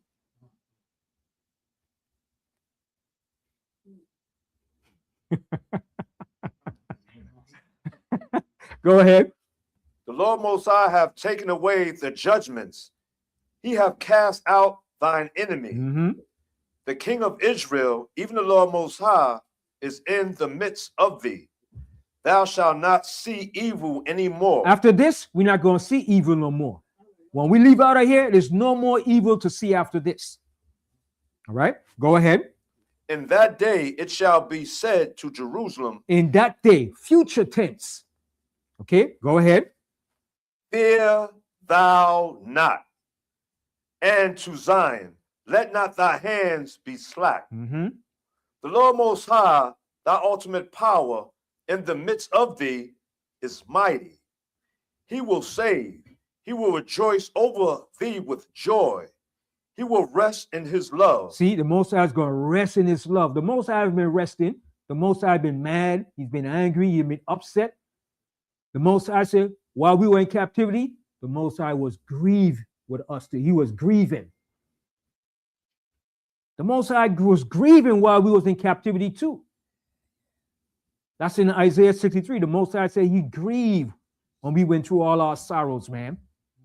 All right. You know the saying that we always say, he caused man to say, it's going to hurt me, it's going more than it's going to hurt you. The Most High was hurt. Okay, go ahead. This is 3 verse 17, Zephaniah. The Lord Most High in the midst of thee is, I read that, it's mighty. No, pardon me, verse 9, 18. And then no, I gotta finish it. Yeah. I'm gonna start from the top. Yeah. Zephaniah 3, verse 17. The Lord Most High, thy power in the midst of thee is mighty. He will save. He will rejoice over thee with joy. Mm-hmm. He will rest in his love. He will he will joy over thee with singing. Mm-hmm. I will gather them that are sorrowful. And we are sorrowful in our hearts, in our minds, every which way, man. Okay? Go ahead. For the solemn assembly, who are thee to whom the reproach of it was a burden. And it was a burden to us. This reproach was a burden to us. Okay? And you know, of all things that I see of us as a people, the one thing that we hate the most, that really gets us upset and makes us fight, guess what it is? And it's something that Esau does to us. Anything else, we never get mad. But it's only one thing that Esau does to us that gets us out of our character. When he calls us a nigger and he shows his racism towards us. That's the thing that really gets our people upset. When he calls you a nigger. And he said, I hate you. And he's racist towards you. Black people get uptight about that. They can't stand that. He could do anything else, but don't be racist towards us. And we get bent out of shape for that boy. Yeah. People, Jake, calling each other nigga more than Esau would call us nigga. Mm-hmm. But it doesn't bother them when we call one another nigga. But when the white man said nigga, get out of my store, woo, they hate that. Yeah. It hits deep down to your soul. I saw an interview of this actor. His father is from the Caribbean. His mother's Italian. But his parents separated, and he was raised by an Italian mother and a white male, a white father. Mm-hmm. And he lived amongst only white people. Mm-hmm. He said the first time he heard the word, because he never heard it before, was when he was on his way to school. This is a kid that he grew up with, and this white boy said to him, because he's clearly black, Mm-hmm. said to him, that you know what you are. And he said, what are you talking about? And he said, you know the word nigga. Mm-hmm. And he said, no, I've never heard it. And he said, that's what you are. And he said, even though he had never heard this before anywhere, he said it was just like a visceral feeling. Mm-hmm. It hits deep down to your soul and spirit, man. Yeah. He had never heard it before. Never heard that term before. He was about 8 years old. But just hearing that said to him by a white boy, Mm-hmm. the same age boy, they grew up together. They supposedly were friends. Mm-hmm. But he said it just hit him so hard. Mm-hmm. It hits, yeah, man. Mm-hmm. Because black people love whitey so much Mm-hmm. and want to be accepted by him. So Mm-hmm. much. A lot of our people, yeah. When he rejects them, And when you show him his true colors and you show his true resentment towards them, they're like, huh? How is that? But I've noticed that from the time I came here, of all things, look at history, look at TV and different shows from the civil rights movement. I saw it. I said, damn, that's the only thing that really gets black people in a cycle, like they want to strangle that devil. When he calls them a nigger and he's racist towards them and he used policies against them, oh, that gets them out of their character, man. Yeah. But Esau and Jacob both ignorant. Yeah, but the way Jake said when Esau called him is like you call him like a piece of nothing. You have no worth to you, you know? Yeah. It that really like, and then it goes back to slavery, what he did in slavery, call you a boy, you know? Yeah. Mm-hmm. Yeah, you'll never be accepted. I don't care how much you vote, you'll never be like us. That infuriates our people, man. Yeah. Yeah. Mm-hmm. Yeah. And that's why the Most High said he was going to use them to provoke us to jealousy. The Most High did that to provoke us to jealousy. Since we did what we did to the Most High, the Most High said, yeah, I'm going to get who you hate the most, who hates you the most, and I'm going to let them provoke you to jealousy. And that's what the Most High did it, man, to us, man. Yeah. That's what I'm saying. Add on to that. You know how our people that's blind, of course, they call each other niggas, but they even being around, Esau, they even, yo, what's up, my nigga? Even Esau be saying this. Yeah. But as soon as the white, like you said, they said that they get all heated. Because when what he said from a deep down hatred, like I'm gonna kill you, like nigga, you goddamn nigga. And he said, like, I don't give a damn, I hate you, just the way Trump says it. Trump said it the same way the rest of them like to hear it. You understand? So that's one thing I realized and I observed. That's one of the most profound and most degraded thing that I see that our people hates the most, man. And that thing rings loud, man. That makes Jake get out of his nature. Like, what? Jake want to fight then, boy. That's when he have that revolutionary spirit. Otherwise, he don't give a damn. Right? All right, go ahead. So, but hold this here, right? And hold Psalms. I want to show you something too. But the Most High said he suffered when we were in slavery too. All right, but we're gonna finish this in Zephaniah. Go to Isaiah 63. Then we come back to Zephaniah. Go to Isaiah 63, and we're gonna finish Psalms. The book of Isaiah, chapter Isaiah 63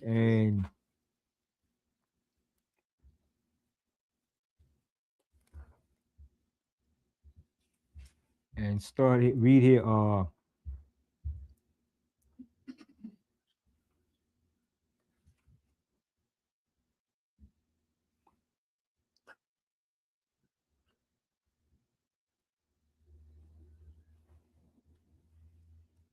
Start here from 13. The book of Isaiah, chapter 16, verse 13. That led them through the deep as an horse in the wilderness, that they should not stumble. As a beast goeth down in the valley, the Spirit of the Lord Most High caused him to rest. So didst thou leave thy people to make thyself a glorious name. Look down from heaven and behold, from the habitation of thine holiness and of thy glory, where is thy zeal and thy strength? The surrounding of thy bowels, yet the sounding of thy bowels and of thy mercies toward me are thy restrained. Are they restrained? Are they restrained? Doubtless, thou art our father, though Abraham be ignorant of us, and Israel acknowledge us not. Thou, O Lord Most High, art our Father, our Redeemer. Thy name is from everlasting. The Lord Most High, why hast thou made us to err from thy ways, and harden our heart from thy fear? Return for the servant's sake, the tribes of thine inheritance. The people of thy holiness have possessed it but a little while. Our adversaries have trodden down the sanctuary. We are thine. Thou never bearest rule over them. No, that's not the one I want. Wait, no, give me a second.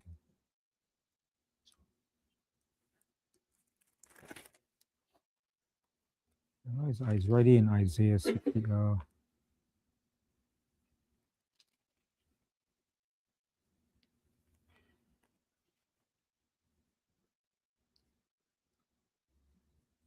Oh man, like no. Okay, I'll tell you. Go back to Zephaniah. I'll find it. Moses said he was grieved.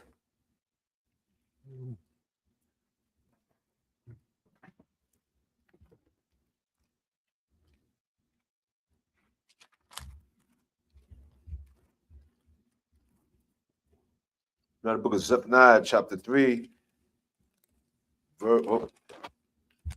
You finished 17 verse? Yeah, I finished 17. Yeah. Okay. That then was burden. Yeah, I read that. Want to read it again? No, go to 18. 18, yeah. The book of Zephaniah, chapter 3. No, it's 19. Oh, that was 18. I read 18. You read 18? Yeah, I read 19. You read 18, right? Yeah, I read 18, yeah. Which Okay. one to read again or go to 19?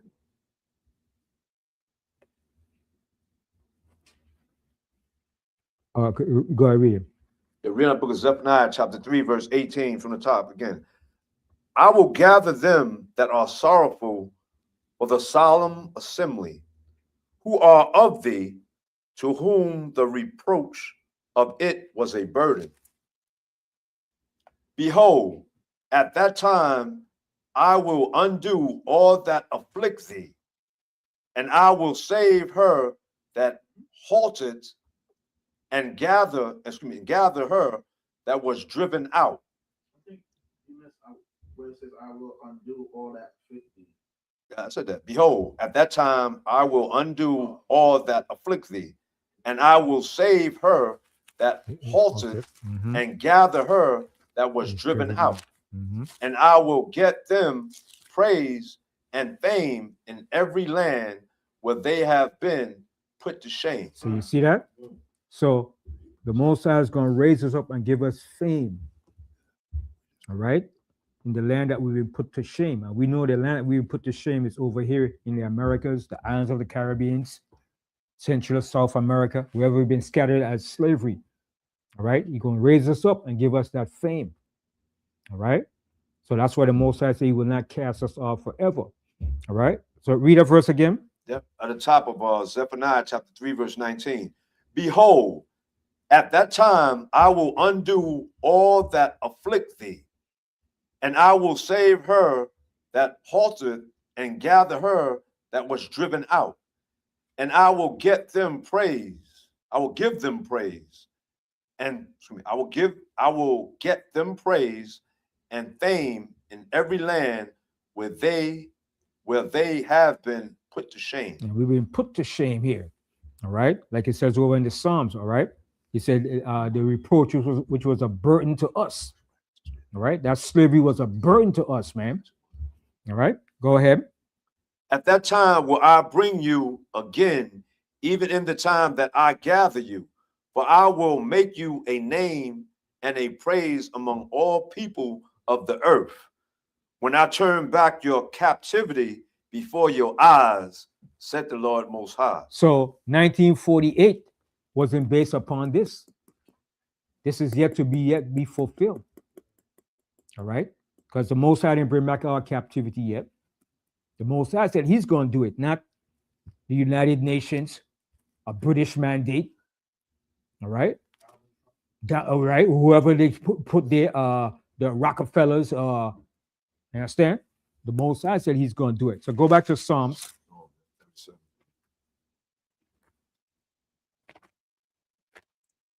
Psalms 37, and we left off in what, 30, 38? It's at 29. Well, hold on. Yeah, 29. I read 29. Yeah. We were still in 28. I can read 28 again. I read that, but I can read it again. When we Yeah, but you only stopped at the verse forever. Oh, right. Yeah. Yeah, dwelling forever. Yeah, you're right. Mhm. Verse 30. Verse 30. You said 28. Yeah, we did 28, yeah. Yeah. I did 29 too. Yeah. Yeah. I think, I read. But I'm- They are in Okay, forever. okay, we are, yes, Verse we're 30. 30 now. Yeah, 30, yeah. Read book of Psalms, chapter 37, verse 30. The mouth of the righteous speaketh wisdom, and his tongue talketh of judgment. The law of the Most High power is in his heart. None of his steps shall slide. The wicked watcheth the righteous and seeketh to slay him. And that's what they do every day through their policies. All right, to slay the righteous. I don't think they're not trying to do it. That's their intentions every day. The Most High said they don't sleep not unless they cause mischief. All right, go ahead. The Lord Most High will not leave him in his hand, nor condemn him when he is judged. Wait on the Lord Most High and keep his way, and he shall exalt thee to inherit the land. When the wicked are cut off, thou shalt see And it. we're going to see it. We're going to see when America is cut off. We're going to see it. That's what we're about to see. That's the big build-up. You understand? All right, go ahead. I have seen the wicked in great power. Have we not seen the wicked in great power? Yes. This is the height of America's power, but now it's coming to an end now. 250 years is right around the corner. All right, go ahead. And spreading himself like a green bay tree. And that's what they've been doing for the last 249 years, spreading themselves like a green bay tree all over the earth. All right, go ahead. Yet he passed away, and lo, he was not. Yea, I sought him, but he could not be found. Mark the perfect man, and behold, the upright. For the end of that man is peace. See that? For the end of that upright man is peace. All right, go ahead. But the transgressors shall be destroyed together. The end of the wicked shall be cut off. Mhm. But the salvation of the righteous is of the Lord Most High. That's right. Mhm. He is their strength in the time of trouble. All right, go ahead. And the Lord Most High will help them and deliver them. He shall deliver them out of the wicked, out from the wicked, and save them because they trust in him. All right. Now go over here to Psalms 9. Psalms right. 9. Psalms 9. Yeah. Still in 37, but just 9. Psalms 9. Psalms 9, okay. Psalms 9. Start from the top. Okay. Another book of Psalms chapter 9, verse 1. I will praise thee, O Lord Most High, with my whole heart. I will show forth all thy marvelous works. Mm-hmm. I will be glad and rejoice in thee. I will sing praise to thy name, O thou Most High.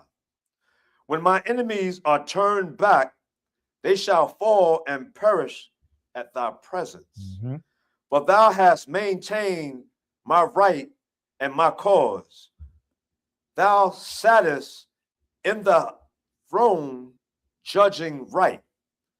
Thou hast rebuked the heathen. See, now remember, David is writing this now against the enemy, and he's asking the Most High to petition for him.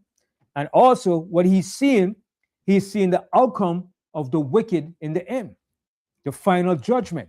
Remember, David wasn't also only a king too. He was also a psalmist, a prophet, a visionist. The Most High showed him certain events too. So he wrote these things down, and he saw the outcome of Israel. He saw the outcome of us. You understand? Just like all the prophets, they saw the outcome, and then they saw the restoration of us as a people. Okay? All right, go ahead.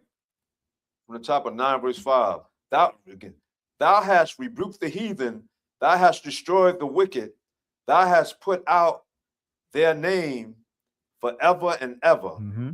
O thou enemy, destructions are come to a perpetual end, and thou hast destroyed cities. Their memorial is perished with them. The same way they destroy cities is going to happen to them. All right, go ahead. But the Lord Most High shall endure forever. He hath prepared his throne for judgment, and he shall judge the world. So now David is showing you now in the end that the Most High is going to judge the world. He's going to judge the world. Go ahead. In righteousness. In righteousness. Not like they said, we're bringing out justice. They're not bringing true justice and righteousness. They're bringing justice for themselves.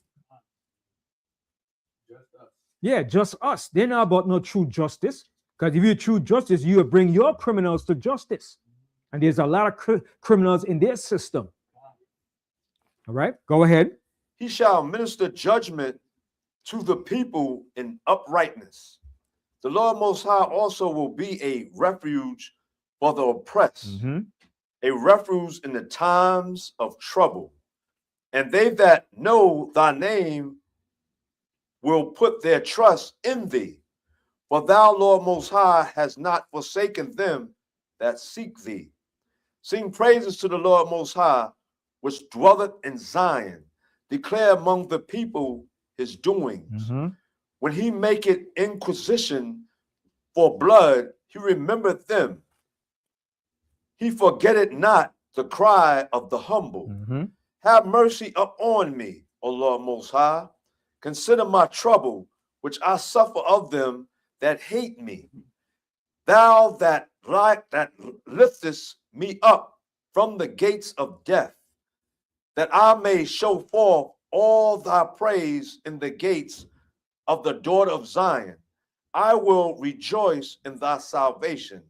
The heathen are sunk down in the pit. See, now this is going to happen to America now. This is what's going to happen to them now. All right? Finish reading that. The heathen are sunk down in the pit that they made. See, the pit that they've made for everybody else is going to happen to them now. Go ahead. In the net which they hid is their own foot taken. They're going to be taken into their own trap that they set. All right? Go ahead. The Lord Most High is known by the judgment which he executed. The wicked is snared in the work of his own hands. See, he's going to be snared in the work of his own hands. The things that he devised for somebody else is going to return back unto him.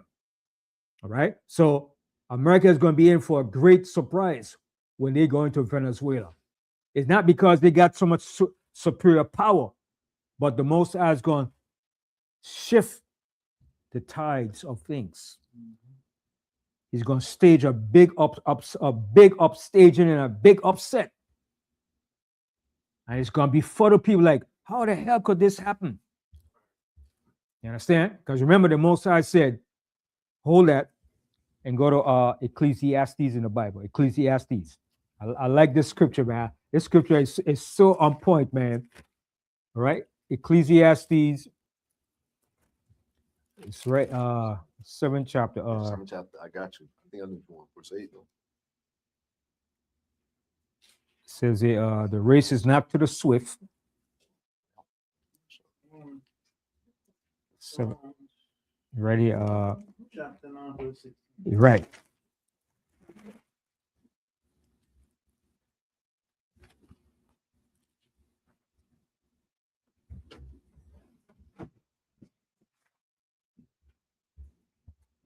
Right. Okay. Ecclesiastes chapter 9 and 11. The book of Ecclesiastes, chapter 9, verse 11. I returned and I saw under the sun that the race is not to the swift. So what does Solomon mean when he said, I returned and saw under the sun? No, he said, I returned and saw under the sun. It's easy. What do you mean when he said return and saw under the sun? Okay, where's the sun in comparison to us? And where are we? Below. So he said, whatever you see in the earth, so he including the sun, everything, whatever you see in the entire universe in the earth, right? I returned and saw under the sun, right? Go ahead.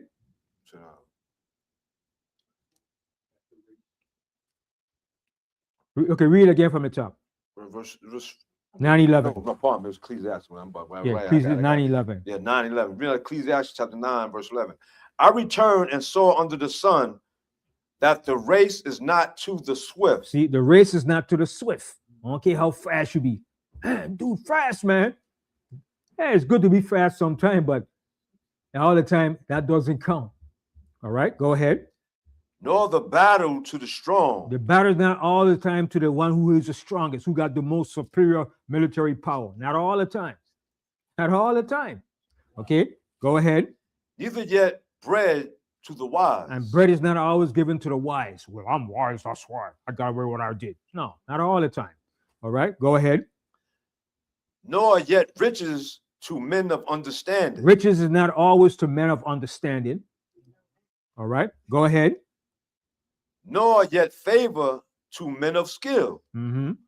But time and chance happeneth to them all. Time and chance happeneth to everybody. When that time, when is the appointed time? When is the appointed time for you to fall or the appointed time for you to rise?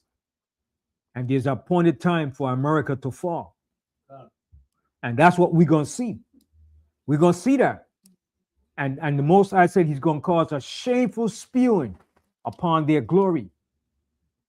And when you have what you call third world nations to destroy you and put you to shame, that shows you that your empire is crumbling. That's a sign that the Most High is taking away his favor towards you. Because the scripture said, let favor be shown to the wicked.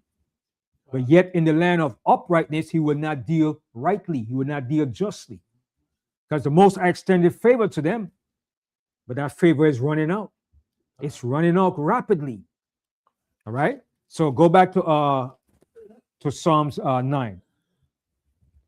That book of Psalms, chapter 9, verse 12. No, hold on. Verse 11. Hold on, let me see what no, I read. No, matter of fact, I read you and 12. I read. Read 11 again, because I read. 16. Yeah, word. Yeah, because I've read all that. You get all that, right? We're up to verse 16. Yeah. Okay, we're in 16 now. Yeah, I'll stop at Hake. Yeah, read it again. Psalms 9, chapter 16, verse 16. The Lord Most High is known by the judgment which he executed. The wicked is snared in the work of his own hands. And he's going to be snared in the work of his own hands. All right, go ahead. Hagayin, Selah. The wicked shall be turned into hell, and all the nations that forget the Most High power. They don't regard the Most High. They don't regard the Most High. They don't believe that crap. And they got in the dollar bill and God we trust. They don't believe in the Most High. That's just a facade. Right? Go ahead. It says Psalms 9, verse 17. The wicked shall be turned into hell, and all the nations that forget the Most High power. For the needy shall not always be forgotten. The expectation of the poor shall not perish forever. See, expectation of the poor is not going to be in this condition all the time. There's going to be a shift. All right, continue. Arise, O Lord Most High, let not man prevail. Let the heathen be judged in thy sight. Put them in fear, O Lord Most High, that the nations may know themselves to be but men. That's Selah. right. Selah. That's all they are. All right. Go to Psalms 7. Go to Psalm 7. Let me share Psalm 7 and start from the 9th verse. Read the book of Psalms, chapter 7, verse 9. Start from 8. Psalms, chapter 7, verse 8. The Lord Most High shall judge the people. Judge me, O Lord Most High, according to my righteousness and according to my integrity that is in me. Mm-hmm. Oh, let the wickedness of the wicked come to an end. Don't we want that? Let the wickedness of the wicked come to an end. Yes. Let it come to an end, man. How much longer? All right, go ahead. But establish the just. But establish the just. That's what we want. We want the just to be established. All right, continue. For the righteous power trieth the hearts and reigns. See, so he said, but the righteous power trieth the hearts and reigns. How does the Most High try us? He said, for the righteous power trieth the hearts and reigns. How does the Most High try us? Two, yeah, that too. And what? How? Right, trials and tribulation, and to see our faith and our integrity, how much we trust in Him. All right, continue.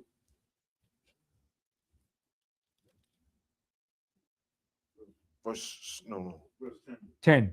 Verse 10. Yeah, Psalms 9, verse 10. Oh, Paul, that's right. I'm there. 7. Oh, yeah, Paul. Right. Psalm chapter 7, verse 10. Yeah. My defense is of the Most High power, which saveth the upright in heart. Mm-hmm. Most High power judgeth the righteous, and the Most High power is angry with the wicked every day. So you see that? The Most High said He's angry with the wicked every day. every day. It's not every other day, is it? Every day. The Most High day. says he's angry with the wicked every day. So that means the Most High is against them, man. He got something for their behinds. All right, go ahead. If he turn not, he will, if he turn not, he will whet his sword. He have bent his bow and made it ready. Mhm. He have also prepared for him the instruments of death. Who is this prepared for? For the wicked. The instruments of death is prepared for the wicked. All right, go ahead. He ordaineth his arrows against the persecutors. Mhm. Behold, he travaileth with iniquity and hath conceived mischief and brought forth falsehood. Mhm. He made a pit and digged it. See, he made a pit. You know the old saying, when you dig a pit, don't dig one, dig two. Dig one for yourself too. So they have made that pit, and they're going to fall into that pit, man. All right, read again, 15. Psalm 7 verse 15. He made a pit and digged it, and is fallen into the ditch which he made. And he's going to fall into that ditch that he has made. Don't think he's going to be successful over there when he does what he's doing. He in the first start, when he started the bombing. But when he has to send in those troops, it's going to be something over there, boy. You understand? And not only that too, Russia might step in too, because Russia been giving Venezuela missiles too. Now, if one of those battleships is sunk by those missiles, that's going to plague the heart of America. They're going to say, my God, because Russia got some missiles, man. Russia been sending missiles over there too. And if one of those battleships sink, that's it. That's going to stain America's pride. But what they're doing things to provoke Maduro so he could react. Mhm. That's the same with the Vietnam War. The Vietnam War started when they claimed that a Vietnamese shot one of their boats. But it was America that did it so they could go into the war. All right? They always provoke you so they could have a justification to go to war. So they might do something drastically so they could say, we have to go into war. And one of the main things they like to do is sink a battleship. You sink a battleship, and that will get the American people all like, oh my God, you gotta go to war. Go ahead, Trump. Let's do this. You understand? It's all about provocation and using the momentum for war. It's you drumming the drum beat, striking it up. All right? Yeah. No, speaking of the Vietnam War, let's make this real quick. When you go back to the movie Dead Presidents, one of the soldiers, we see one of the Vietnamese sent them a note saying, "Black men go home. It's not your war. It's not your war." Yeah. Very dramatic. Mhm. And then a lot of people that's in the military now is a lot of our own people too. And in Venezuela, ain't just Spaniards alone down there. There's a lot of black people in Venezuela too. A lot of black people down, a lot of Israelites down there, man. So some people in the military thinking like, wait a minute, we're going to war against people that look like us too. Because remember, one of the admiral was a Jake. He resigned. He said, I'm not going for this, man. So a lot of people is going to start to like, wait a minute, what the hell you got us doing, man? Going to war against people that have nothing to do with us. I remember it's close to Trinidad too. So Trinidad is going to be affected by that too. You know that, right? Yeah, I'm not trying to say much. Yeah. But yeah, they have relationships with the US. They're trying to keep Yeah. relationships, but nobody's unhappy. Yeah, nobody's unhappy with it because everybody knows what's going to cause. Eventually, let's say you a fisherman and you do fishing for a living and you want to go on the sea and travel. You're going to be restricted from doing because you're not going to say, listen, you might be an enemy. So you in your own land, you box in. You can't go on the seas and do what you want to do. You can't go, if you're a fisherman, you can't go out fishing. That's your livelihood. They're gonna tell you can't go in the waters. They're gonna tell you that's well, the United States has cordoned off the area. That's international waters. You understand? So they're gonna tell you where you can go, what you can't do. So how a fisherman gonna make his livelihood? Right. How you suppose you want to travel somewhere to see your family in some different other islands? They're gonna restrict you. Because I had an uncle that when I was in the island, he used to travel to Grenada all the time with his yak. You understand? So now, if he was alive now, he couldn't do that now. You understand? So it's going to create a lot of problems. And then they're going to use Puerto Rico, the base in Puerto Rico, in Vieques and those areas as launching pads, launching area to stage a war. A lot of places are going to be affected by that. That's why the people in the islands better go back to growing their own food, because when that war intensifies, they're going to blockade that whole area and food can't be imported. They got to go back to farming, man. They can't rely on importing foods from the United States and different area, man. Because when the war really heats up, they're going to blockade those whole entire area. No ships can come in or come because the United States going to see it as what? As a threat to them. You understand? You want to say something, Laban? You think it's going to be a long war, a long situation? I don't think so. Like it says, when the wicked rule, everybody mourns, man. Everybody mourns. And it's going to draw Russia and China in. Because China has stakes over there too. Because remember, China was getting oil from Venezuela too, as well too. So you messing up China's flow of getting oil. You know, who else get oil from Venezuela? Cuba. Do you think like China and Russia and all of them, when this thing go down, they going like, yo, we got to do something. They're gonna muscle on because they invest in it too. Yeah. Yeah, they're gonna band together. That's why BRICS is coming into play. You understand? They all want to get United States, or the Secretary of the United States, what the United States is doing. You understand? So when they start doing that, the rest of the country in South America and say, well, we don't want the United States. We're gonna lean to China. You understand? Because the country in South America know eventually that once they go into Venezuela, they're next. Colombia is next. Panama is next. Yeah.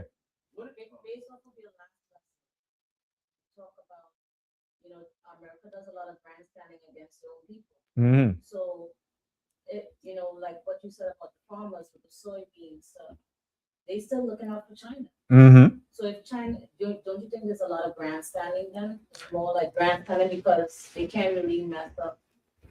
They're grandstanding too, but they want to get China out of the way too, because China is a threat to their longevity and to their global hegemony. They don't want no nation to be a threat or competition to them. So if you could reduce China, that would be good. So that's in one sense, what they're trying to do is trying to keep China out of that area, because China is too close to their backyard. You understand? But they can't stop that now because China is expanding. China is a growing empire. Everybody is relying on China. Everybody tend to deal more with China. Practically all of Africa is dealing with China. Mm-hmm. So here we are here again, showing face, but I don't know if they really gonna. And they know, because America, in one sense, they need China because all of the rare earth minerals come from China. It's not in America. So Trump is trying to flex his muscle that he's some bully, but then he still have to oh, wait a minute, China's still holding their cards on us. You understand? But the ultimate goal is to reduce China and any nation that's a threat to their global geopolitical hegemony. They don't want that. And eventually, the ultimate aim is to attack China too. But it's to weaken China in different ways. If you could cut off all the countries that's dealing with China, it will lessen China from getting more economical power. Because the less allies you have, is the better for America. Because remember, China doesn't have no military bases in other countries. But America has bases in every other country. You understand? Yeah. Yeah, the BRICS nation, wouldn't they want to establish their own digital currency since the U.S. dollar will eventually collapse? The euros, and I know Great Britain got their own currency, but like since Bitcoin and cryptocurrency is on the rise, you know, they would want to establish their own digital currency, right? Mhm. And also, Trump, there's been reports that he has Alzheimer's, and it's like getting worse. Yeah, he's sick. He's a sick puppy. Right. He's sick. And it's showing every day. He was talking about Sleepy Joe Biden, Sleepy Joe. He's sleeping now. He's sick. He can't even walk straight no more. Okay, his wife got to be holding him and directing him. He's losing it. He's demented. He has dementia. Okay, every time a reporter asks him a question, be quiet, Piggy. Quiet, Piggy. How you gonna call him Piggy? Then he get mad when you ask him a question that puts him on the spot. All right, so he's losing it. All right, yeah. But the BRICS will establish. But the BRICS will establish. The BRICS will come into play because remember, the scripture in Revelation 17, they shall hate the whore and burn her. Right. So BRICS has to come into fruition. BRICS and the other European powers, because what America is doing is only fueling more for the nations to really hate America more and more, because she's acting like a bully and a pirate. You don't think like certain nations and groups, like ways of working, like China may come in from infrastructure, and then Russia may come in from like from. Yeah, but remember, BRICS and them is all part. China and Russia, they are working together. Right, but some, I'm saying like some countries may function in different ways. Yeah, they don't function in different ways, but they're still relying on China. You understand? Because they're starting to see America as a bully. If America could bully that country, why not me? But you don't see China doing that. But America is doing it, and they've been doing it for the last 60 years that I've been around. That's all I've been seeing. For the last 20 years, all the wars with America. You know? So that's what it's really boiling down to. They want to hold on to the last of their global hegemony in the earth. The last of their stronghold, and they see that they're losing it. And they're trying to hold on to it. So when you losing your power, you do everything to hold on to it. If you gotta steal, kill, kidnap, become a pirate, steal, desperation, yeah, desperate measures. You know what I mean? All right, what we were. Verse 16. Mm-hmm. You're reading the book of Psalms, chapter 7, verse 16. His mischief shall return upon his own head. See what's going to happen? His own mischief is going to fall upon his own head now. Go ahead. And his violent dealings shall come down upon his own pate. See, his own violent dealings is going to come upon his own pate. It's going to come upon him. All right? That word mischief means bad behavior. Bad behavior. Mm-hmm. All right? His behavior It's awful. It's outrageous. It's outlandish. It's despicable. Despicable. Yeah, the big beautiful bill. The big beautiful bill. There ain't no beautiful bill about that. That's the bill for the rich, his rich buddies. You know, he tells the people right in the face, the big beautiful bill. That is only to oppress the poor people and to give to the rich.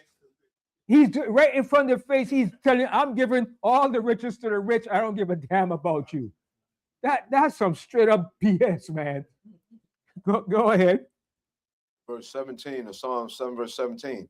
I will praise the Lord Most High according to his righteousness, and will sing praise to the name of the Lord Most High.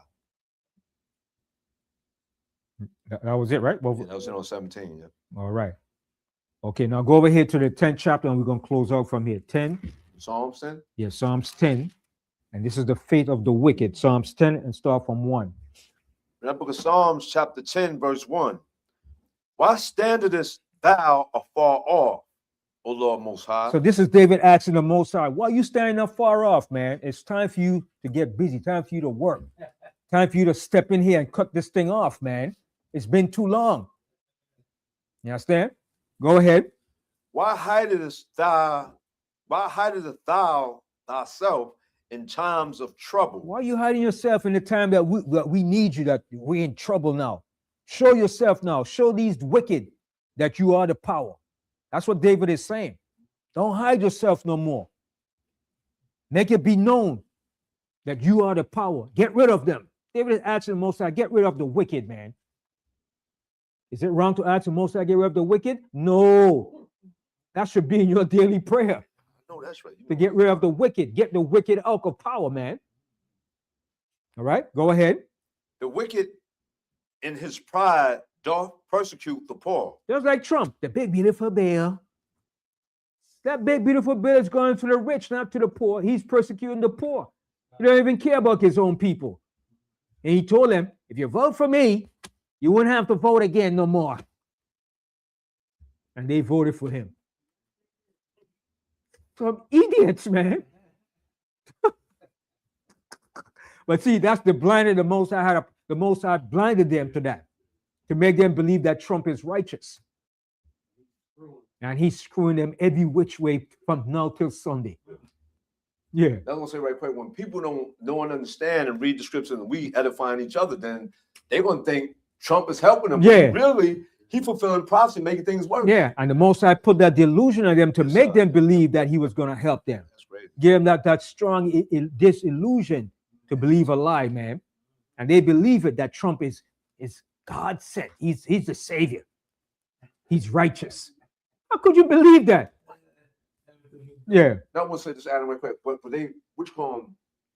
Those that voted for him, now they're angry. Yeah, they're angry. Now they're starting to see now that Yeah. he really screwed them over. But That's you're going to always have those, the diehard Colts fan that believes you no matter what you do. Right. Because his approval rate now is 31%. That thing should have been down to 10% by now. It's done, but it took a long time to get there. It took a long time. Now, who knows what they're doing? Right, well, they probably lying about it too. But his diehard fans are the one that still got him up that high. But his rating should have been down low long time, man. By the time he jumped with Elon Musk, that should show people right there what he's about. But people are so stupid in America. Yeah. They're so naive and ignorant and foolish, man. How are you going to put a rich man there and figure a rich man is going to care about you? What does the rich care about the poor? The rich only care about exploiting the poor to take from the poor. The scripture tells you that. The rich only use the poor for his benefit, to get all of your wealth and your talents and your ideas. He's not there to benefit you. I don't understand. People are stupid, man. All right, go ahead. Psalms chapter 10, verse 2 again. The wicked in his pride doth persecute the poor. Let them be taken in the devices that they have imagined. See what David said? Let them be taken in the devices that they have imagined. The things that they have imagined against the poor, let them be taken in their own devices. And you see that's happening to them now. It's happening now. Continue. The wicked boasted of his heart's desire. Trump, what did he boast about? He boasts about all these things he said he was going to do. He didn't hide it. They boast about their wicked devices. Go ahead. And blessed the covetousness whom the Lord Most High abhorreth. Mm-hmm. The wicked, through the pride of his countenance, will not seek after the Most High power. Most High power is not in all his thoughts. Is not in all his thoughts. The Most High is not in their thoughts. They don't think about the Most High. They don't think the Most High exists. They don't give a damn, to tell you the truth. They know he is a power, but they don't regard him. They say, why should we pray to the Most High? That's what they say. Why should we pray to our God? Yeah, they believe they could do everything themselves. They believe they're God. They believe their technology is what makes them so great. The Most High said their wisdom and knowledge have perverted them. They have made them perverted now. Okay? They believe they don't need God. They could do anything by themselves. We're above God. Who is God? That's what they say. Job said, they said, who is the Most High that we should pray to him? They don't believe in the Most High. They said, give it up to the poor people. They believe that fairy tale. That's what they call it, a fairy tale, a myth. All right, go ahead. Psalms 10, verse 5. His ways are always grievous. See, his ways are always grievous, man. All right, go ahead.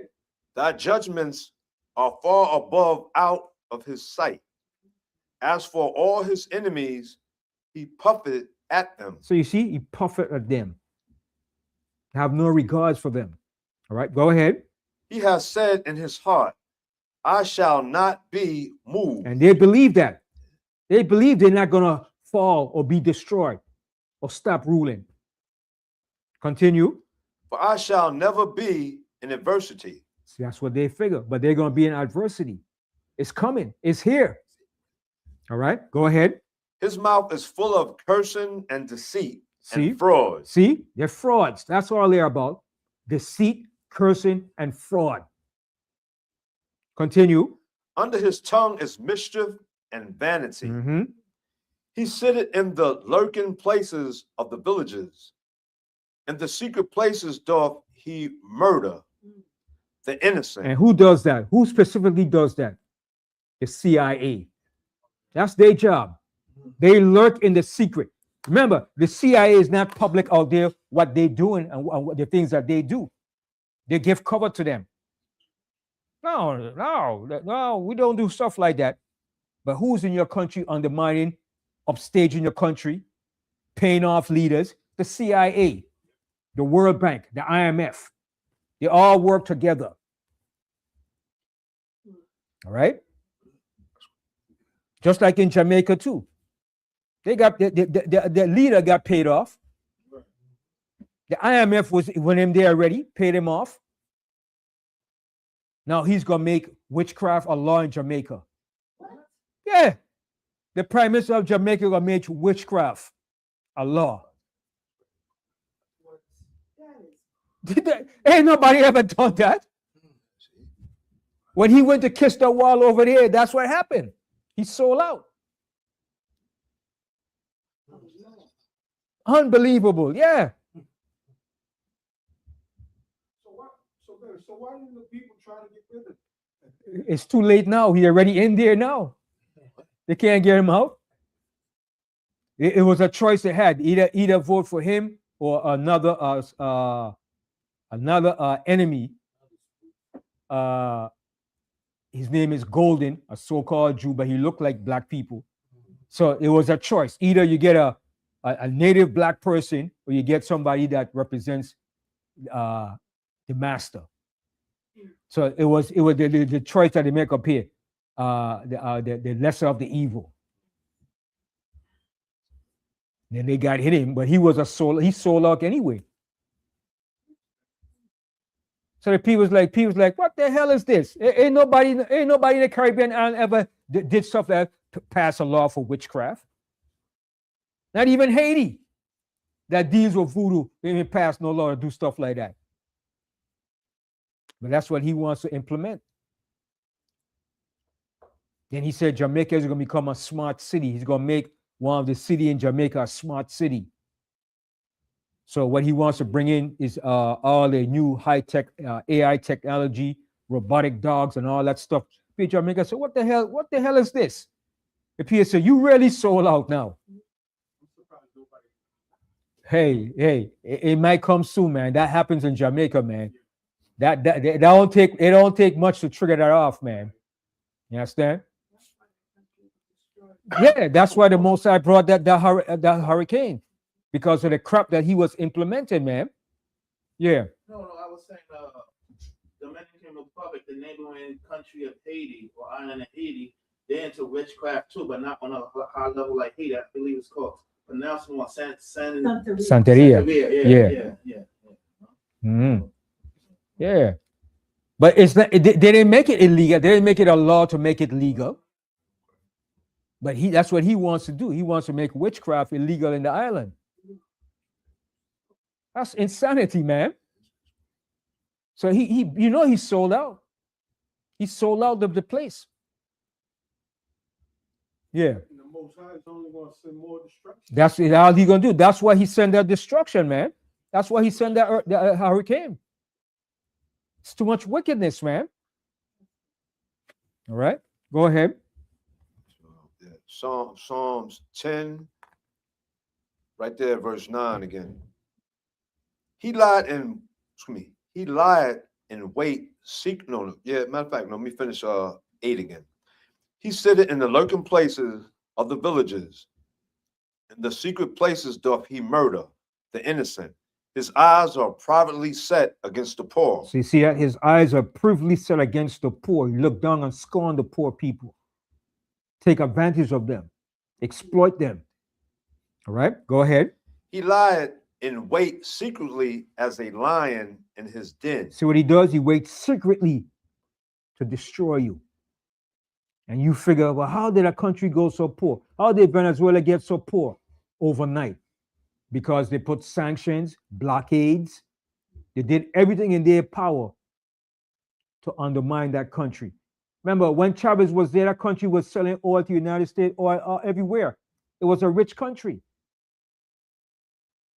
But that's what they do. They could undermine your economy, your society. Any country they want, they could do it. They have the power to do it. Don't think they can't do it. All right, go ahead. So he lied in wait secretly as a lion in his den. He lied in wait to catch the poor. See, and that's their whole aim, to destroy the poor. All right, go ahead. He doth catch the poor when he draweth him into his net. And how does he draw the poor into his net? What are some of the things that he do to draw the poor into his net?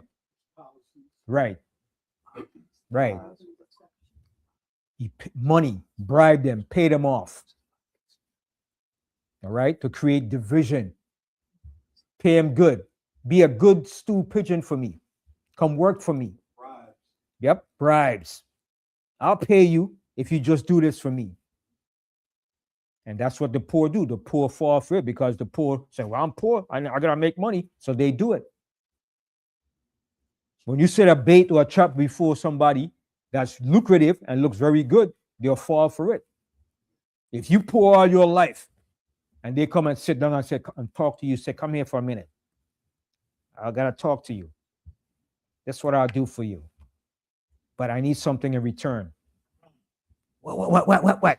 Oh, calm down. I'm gonna tell you, we'll pay you $50,000 a year. What? You never got that amount of money in your life as a poor person. $50,000? That's a lot to you. That's what I want you to do for me. This is what I want. You're gonna work in opposition of your people. How am I gonna do that? We'll lay it out for you. Just listen. We'll write out the plan, and you follow the plan as we said. You got to oppress your own people. That's what it is. And then you do it. You take it. Because you poor, you never had all that money, and you will take it. You take the bribe.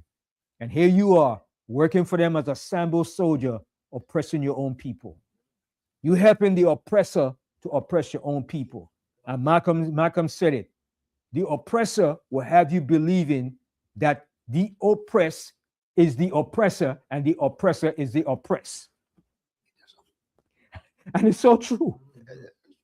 They got you believing that the oppressor is the oppressed and the person being oppressed is the oppressor. And they have done it and still doing it. All right? That's why I like Abraham Traoré. Get the hell out of our country. Get out. Burkina Faso said, you got to go. We don't want you in our country. Flipping the script. Get the hell out. Kick France and all them out. Get the hell out. We'll do for our own people. We don't need you there. And that's what all African countries should do. Get them the hell out. All right? Go ahead. Psalms 10 verse 9. I ain't finished it. Mm-hmm. He lied in wait secretly as a lion in his den. He lied in wait to catch the poor. He doth catch the poor when he draweth him into his net. Verse Mhm. 10.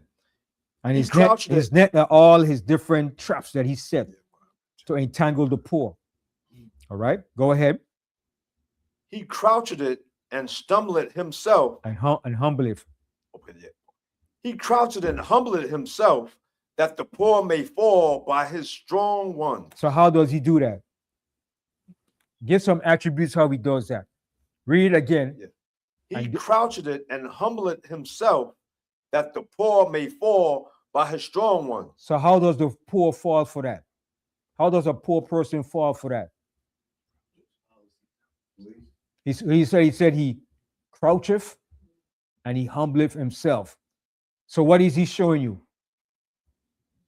That he's patient before he get ready to do what he get ready to do. Yeah, that too. And what else? I can say it right though. He's playing like he's for you. Right. That he's That's not it. a That's it. violent That's it. person, That's that it. he's not That's it. evil. Smiling in the face. That he's, oh, we're righteous. We're here as humanitarians to help you. Yeah. Jesus love. Jesus love. Come my Y'all son. make me laugh. Wow. Yeah. He comes in as a humanitarian, that he loves you, and the people fall for it. That's how he catches you. A humanitarian, but behind that, he got that gun ready to kill you. You understand? Yeah. Yeah. We're gonna get everybody back to work by first you gotta take this vaccine. Right. And now they're proving it more and more that this vaccine does nothing. Right. It's worthless, and now they have to put a label on the box of the vaccine that basically says it kills. Imagine They that. have to do it. Yep. See that? So that's how he comes in. He comes in. Children. Yeah. Comes in as a humanitarian, that he's loving Jesus' love, God's love. We're not here to harm nobody. We just want to help you. That's the plausible deniability that he uses. And people believe it. Oh man, oh yes, he's coming. He loves us. See, he want to help us. See, like the old saying, you use every catastrophe or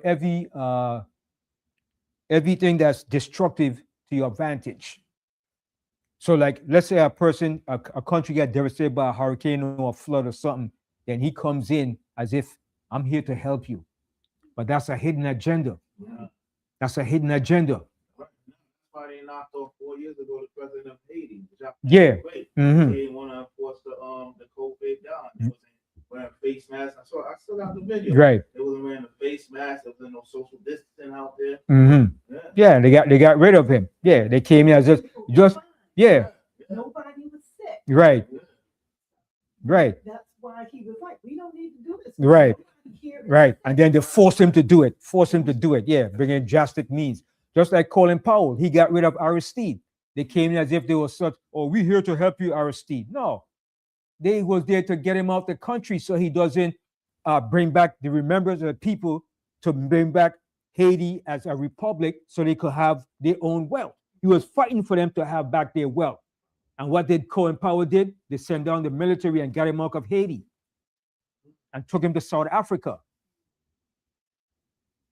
Well, I tell you, boy, that's how they work. They come like they're such loving. We're here to help you. We have no evil intentions.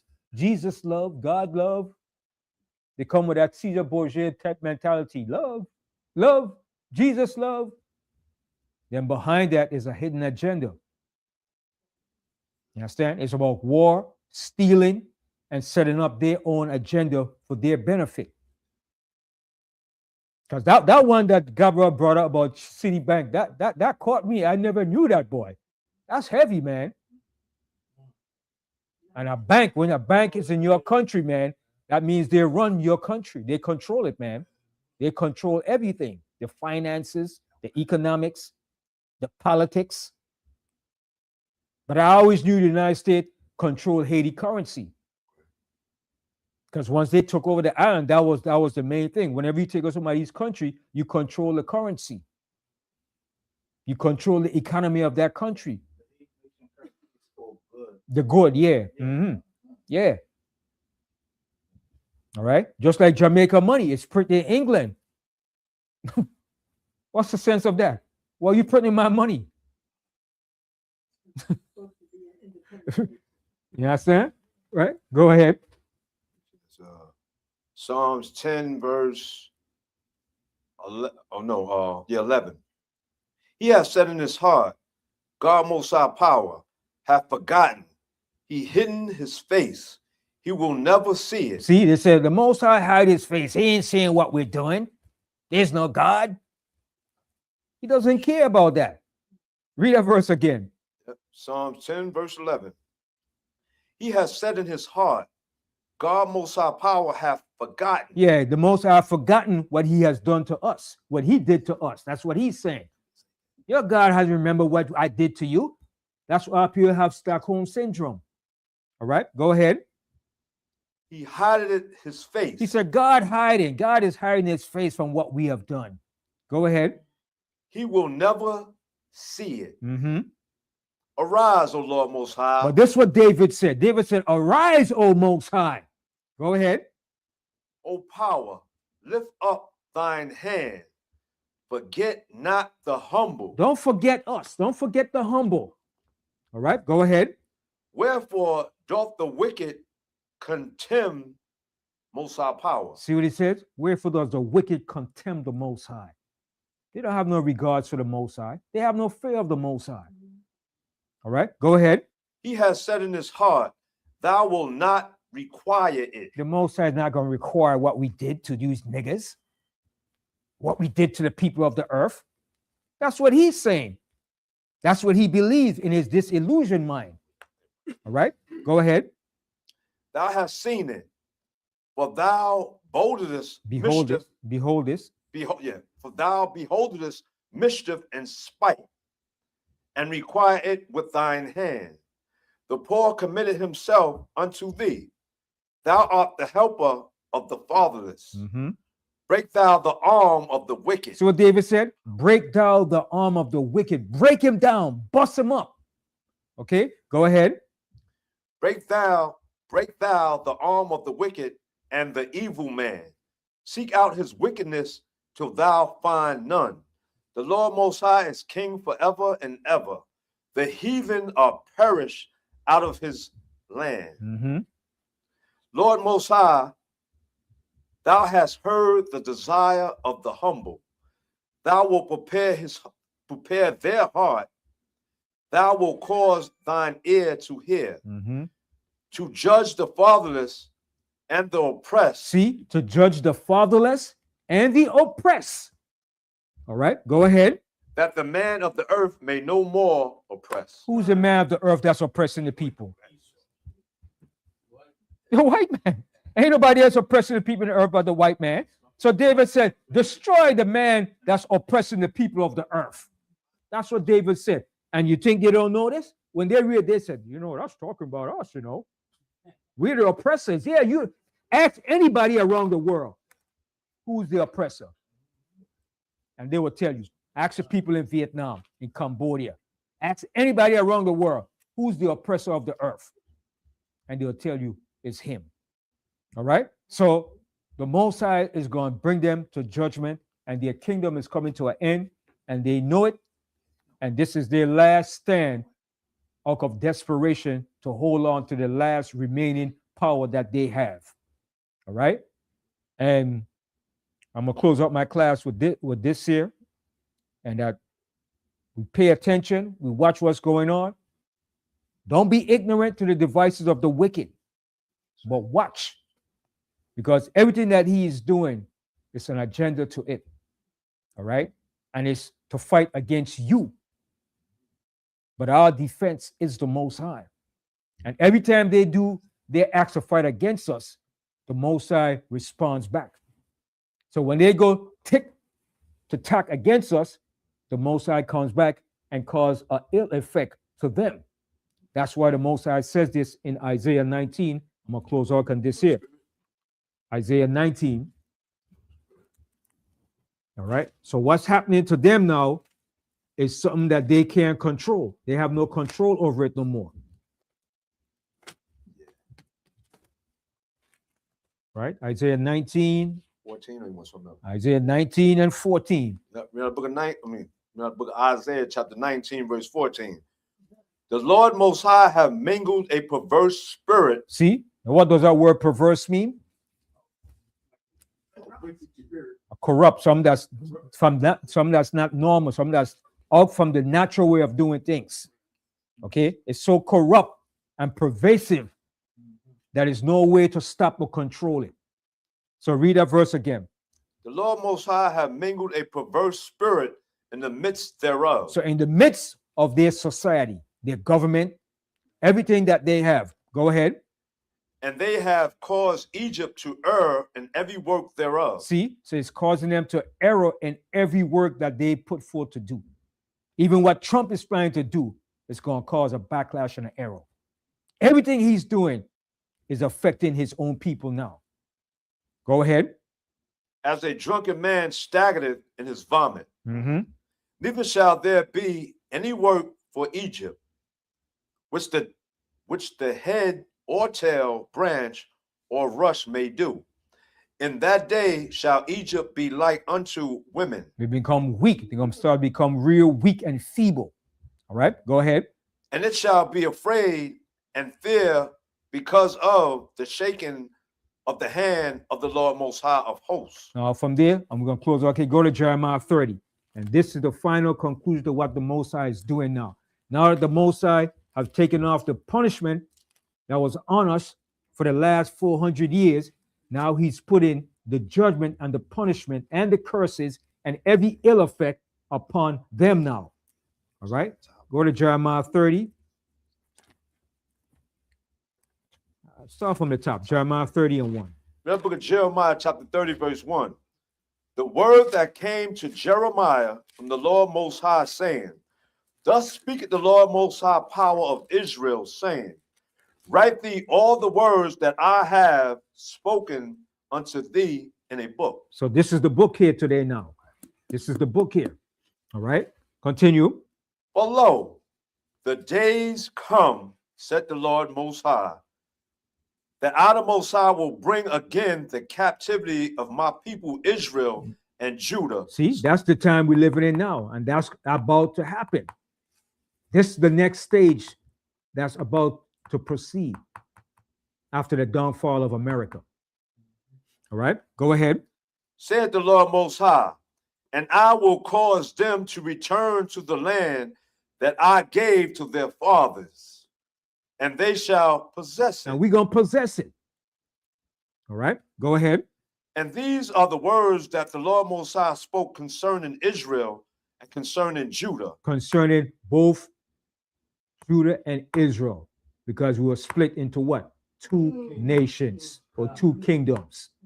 All right, go ahead. But thus said the Lord Most High, we have heard a voice of trembling of fear and not of peace. Mm-hmm. Ask ye now and see whether a man doth travail with child. Do a man travail with child? No. So he's asking what you call what's the type of way he's asking a hypothetical question. Do a man travail with child? The answer is no. Only a woman does. All right. Okay, go ahead. Wherefore do I see every man with his hands on his loins? Right. Now, every man going to have his hand in his loins. Why? Because of the problems and the hell that's going to come upon this earth. You ever see a woman put her hand on her hip like this and she does that? Well, men going to start to do it now because of the hell that's going to come upon this earth. Right? We're like, what the hell? Okay, read it again. Read it. Yeah. It says Jeremiah chapter 30, Verse 6. Yeah. verse 6. Mm-hmm. Ask ye now and see whether a man doth travail with child. Wherefore do I see every man with his hands on his loins, as a woman in travail, Mm-hmm. and all faces are turned into paleness. Yeah, everybody feels going to turn into paleness and looking sour of what's coming upon this earth. And it's going to be mainly these Europeans. They're the ones who's going to catch the hell. The hell is not so much coming to us. All we got to do is repent and return back to the Most High. All right, go ahead. Alas, for the day is great, so that none is like it. It is even the time of Jacob's trouble. It's going to be a time of Jacob's trouble, but see at the end. Let's see what's going to be at the end of it. Go ahead. But he shall be saved out of it. But we're going to be saved out of it. That's not the same with them. We're going to be saved out of this great trouble. All right, go ahead. For it shall come to pass in that day, said the Lord Most High of hosts, that I will break his yoke from off thy neck. See, the Most High is breaking the yoke that's on our neck. That's the yoke of captivity and slavery and our punishment. Go ahead. And will burst thy bonds. And he has burst our bonds. All right, go ahead. And strangers shall no more serve themselves of him. No strangers ain't going to serve themselves over us no more. They're supposed to serve us, not we serving them. We serving the strangers. Like the Most High said, the stranger that's within thee shall get up above thee very high, and thou shalt come down very low. That's what's happening. That's what happened. All right, go ahead. But they shall serve the Lord Most High, their omnipotent power, and David their king, whom I will raise up unto them. And the Most High is going to raise up David to be king again. That's a future prophecy too. All right, go ahead. Therefore fear thou not, O my servant Jacob, said the Lord Most High. Neither be dismayed, O Israel, for lo, I the Most High will save thee from afar, and thy seed from the land of their captivity. See that? And from the land of our captivity. All right, go ahead. And Jacob shall return. Now we're going to return. We have to return. Go ahead. And shall be in rest. And be in rest. Go ahead. And be quiet. And none shall make him afraid. Nobody's going to make us afraid. All right, go ahead. For I am with thee, said the Lord Most High, to save thee. Though I make a full end of all nations, whether I have scattered thee, yet will I the Most High not make a full end of thee. Check that out. That's the love of the Most High, his mercy he has for us, man. All right, go ahead. But I will correct thee in measure, and will not leave thee altogether unpunished. For thus said the Lord Most High, thy bruise is incurable, and thy wound is grievous.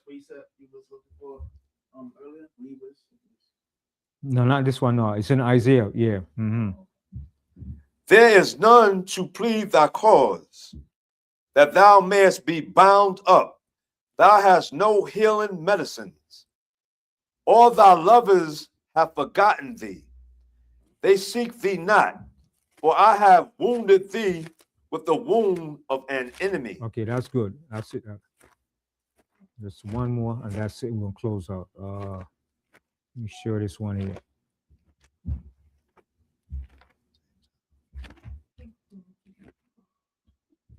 Go to Deuteronomy. I want to share Deuteronomy.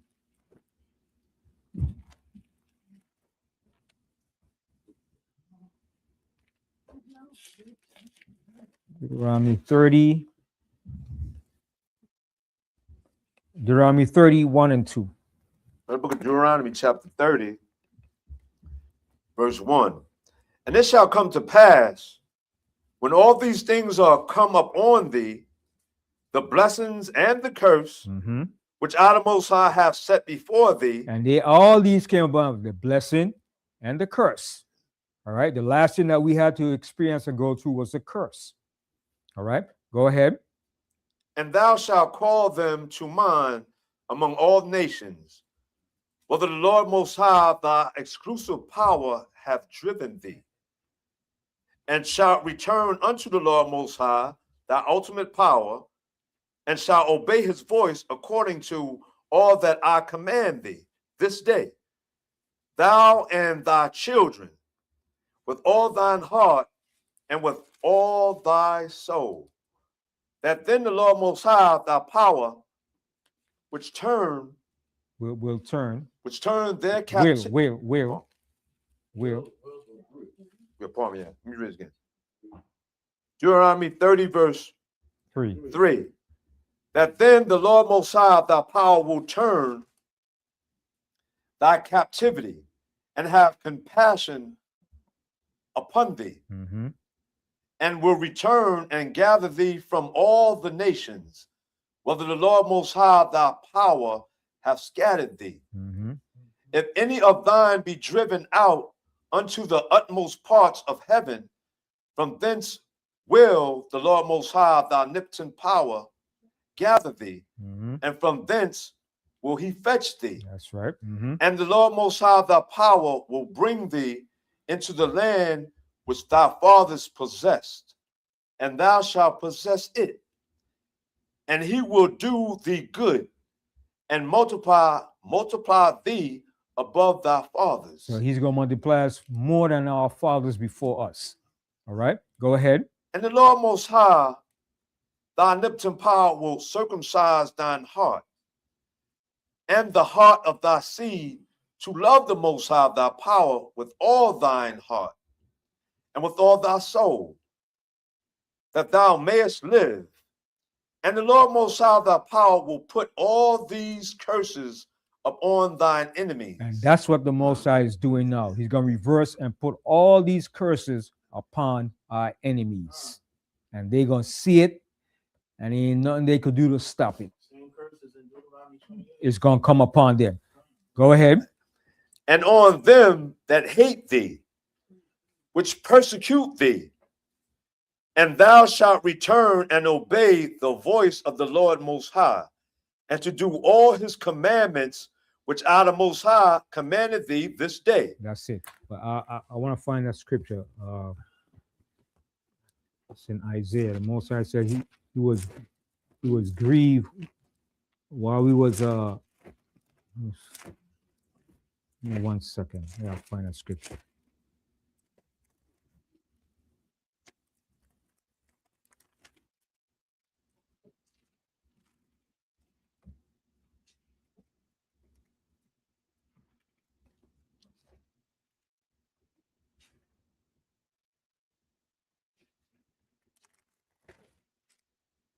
Oh, Yeah. is it? Are you looking for Isaiah 63? Maybe not verse 4. It's, old word is good. Yeah, I think That yeah, wasn't the yeah. Let particular me one see. you look for, no? Yeah. I know it's in Isaiah. Another one. It's all. It's good.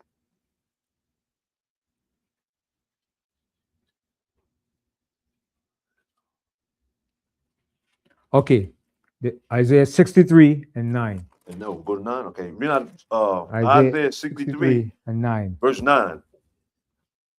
In all their affliction, he was afflicted, and the angel of his presence saved them. In his love and in his pity, he redeemed them, and he bare them and carried them all the days of old. See, so when we were afflicted, the Most High was afflicted too. All right, in all the affliction. So the Most High was grieving while we was doing our thing here. Because when we down and out, how could the Most High be happy? You understand? Because he's our Father. He punished us. He was grieved. He had to punish us to correct us and instruct us. Yeah. Now, I was gonna say what you just said. Remember when we was talking about earlier how, like, when our parents punish us, the same thing, Most High, it's gonna hurt me more. It's gonna hurt you. Yeah. And he said the same thing. Yeah. But he had to do it. He had to do it. The Most High had to punish us to educate us, man, to show us how to run things. We can't run things being wicked and corrupt. That's what it's all about. That's what the Most High was showing us all through our rulership and our kingdom, that we can't be corrupt and wicked. We have to be righteous. You gotta be just. Because some of the things that Esau did, we did some of those things too. You understand? And the Most High was more mad with that. The Most High said, we provoke him to anger, man. But the main thing that we did against the Most High that really made the Most High angry was what? Idol worship. Yeah, serving other gods. Yeah. Woo! Woo! That's the thing the Most High hated.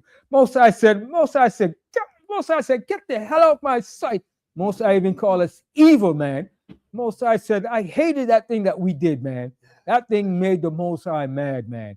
When we had other gods, worshiping other gods before the Most High, that's one of the first commandments, man. Man. Yeah. Boy, the Most High was pissed with us, man. All right. So with that, I say shalom. But before I go, I forgot to announce that coming up January 24th in Dallas, Texas, is the Mashara Yasha Allah. It's going to be in Dallas, Texas. To the viewing audience that want to head down to Dallas, Texas, it's going to be from the 24th. It's going to be for 3 days in Dallas, Texas. You could go to the Mashara Yasha Allah Facebook website and look it up. It's going to tell you the events on it. All right. As a matter of fact, let me read off some of the events before I close off. Elder Ben, I think you said it start on the 22nd, no? That Thursday, no? I think it's January 24th. Let me Oh, it's on the 24th. That's Saturday. 24th is on Saturday. 24th. Thursday, 22nd. Thursday, yeah. Thursday, 22nd. Yeah. It'd be great. Right? Yeah. Should be my second one. Most I will. I'll make it. Well, all of them would be mine. I went to that one in Atlanta. He blessed me to go. I used to stay in Atlanta, but I ain't go because of that. Okay, where is it? Give me 1 second. I wasn't able to see some of them. See? I ain't go to that. Well, physically, I was with y'all in spirit. Physically, I was. Okay. Okay, this is it. Let me just read off quickly. All right, the Mashara Yasha Allah 23rd Hebrew Summit in Dallas, Texas. All right, it's Thursday, January 22nd. All right, so it begins Thursday, January 22nd, which is the meet and greet. All right, it's going to be at Ujima Socials at 4107 West Wisdom. All right, Camp Road, Dallas, Texas. Then the street speaking will be Friday, January 23rd in Lumar, at 460 North Loomer Street, Dallas, Texas. All right, if you want to get the tickets, you can go to Eventbrite and purchase the tickets. All right, if you want to participate in being a vendor, contact Elder Zaquan at 984-365-6637. 984-365-6637. If you want to participate in the vending events, contact Elder Zaquan. Then the Hebrew Summit will be Saturday at January 24th at the Beckley Sena Recreation Center, 114 West Hobson Avenue, Dallas, Texas. And then Sunday will be the barbecue, the cookout at the same place at the Beckley Sena Recreation Center, 114 West Hobson Avenue, Dallas, Texas. So that's Dallas, Texas, January 22nd to the 26th. Be there in Dallas, Texas for the Hamashura Yasharala Summit. All right. Okay, so order your tickets on Eventbrite. All right. And with that, I say shalom, shalom, shalom, and all praises to the Most High. Like that.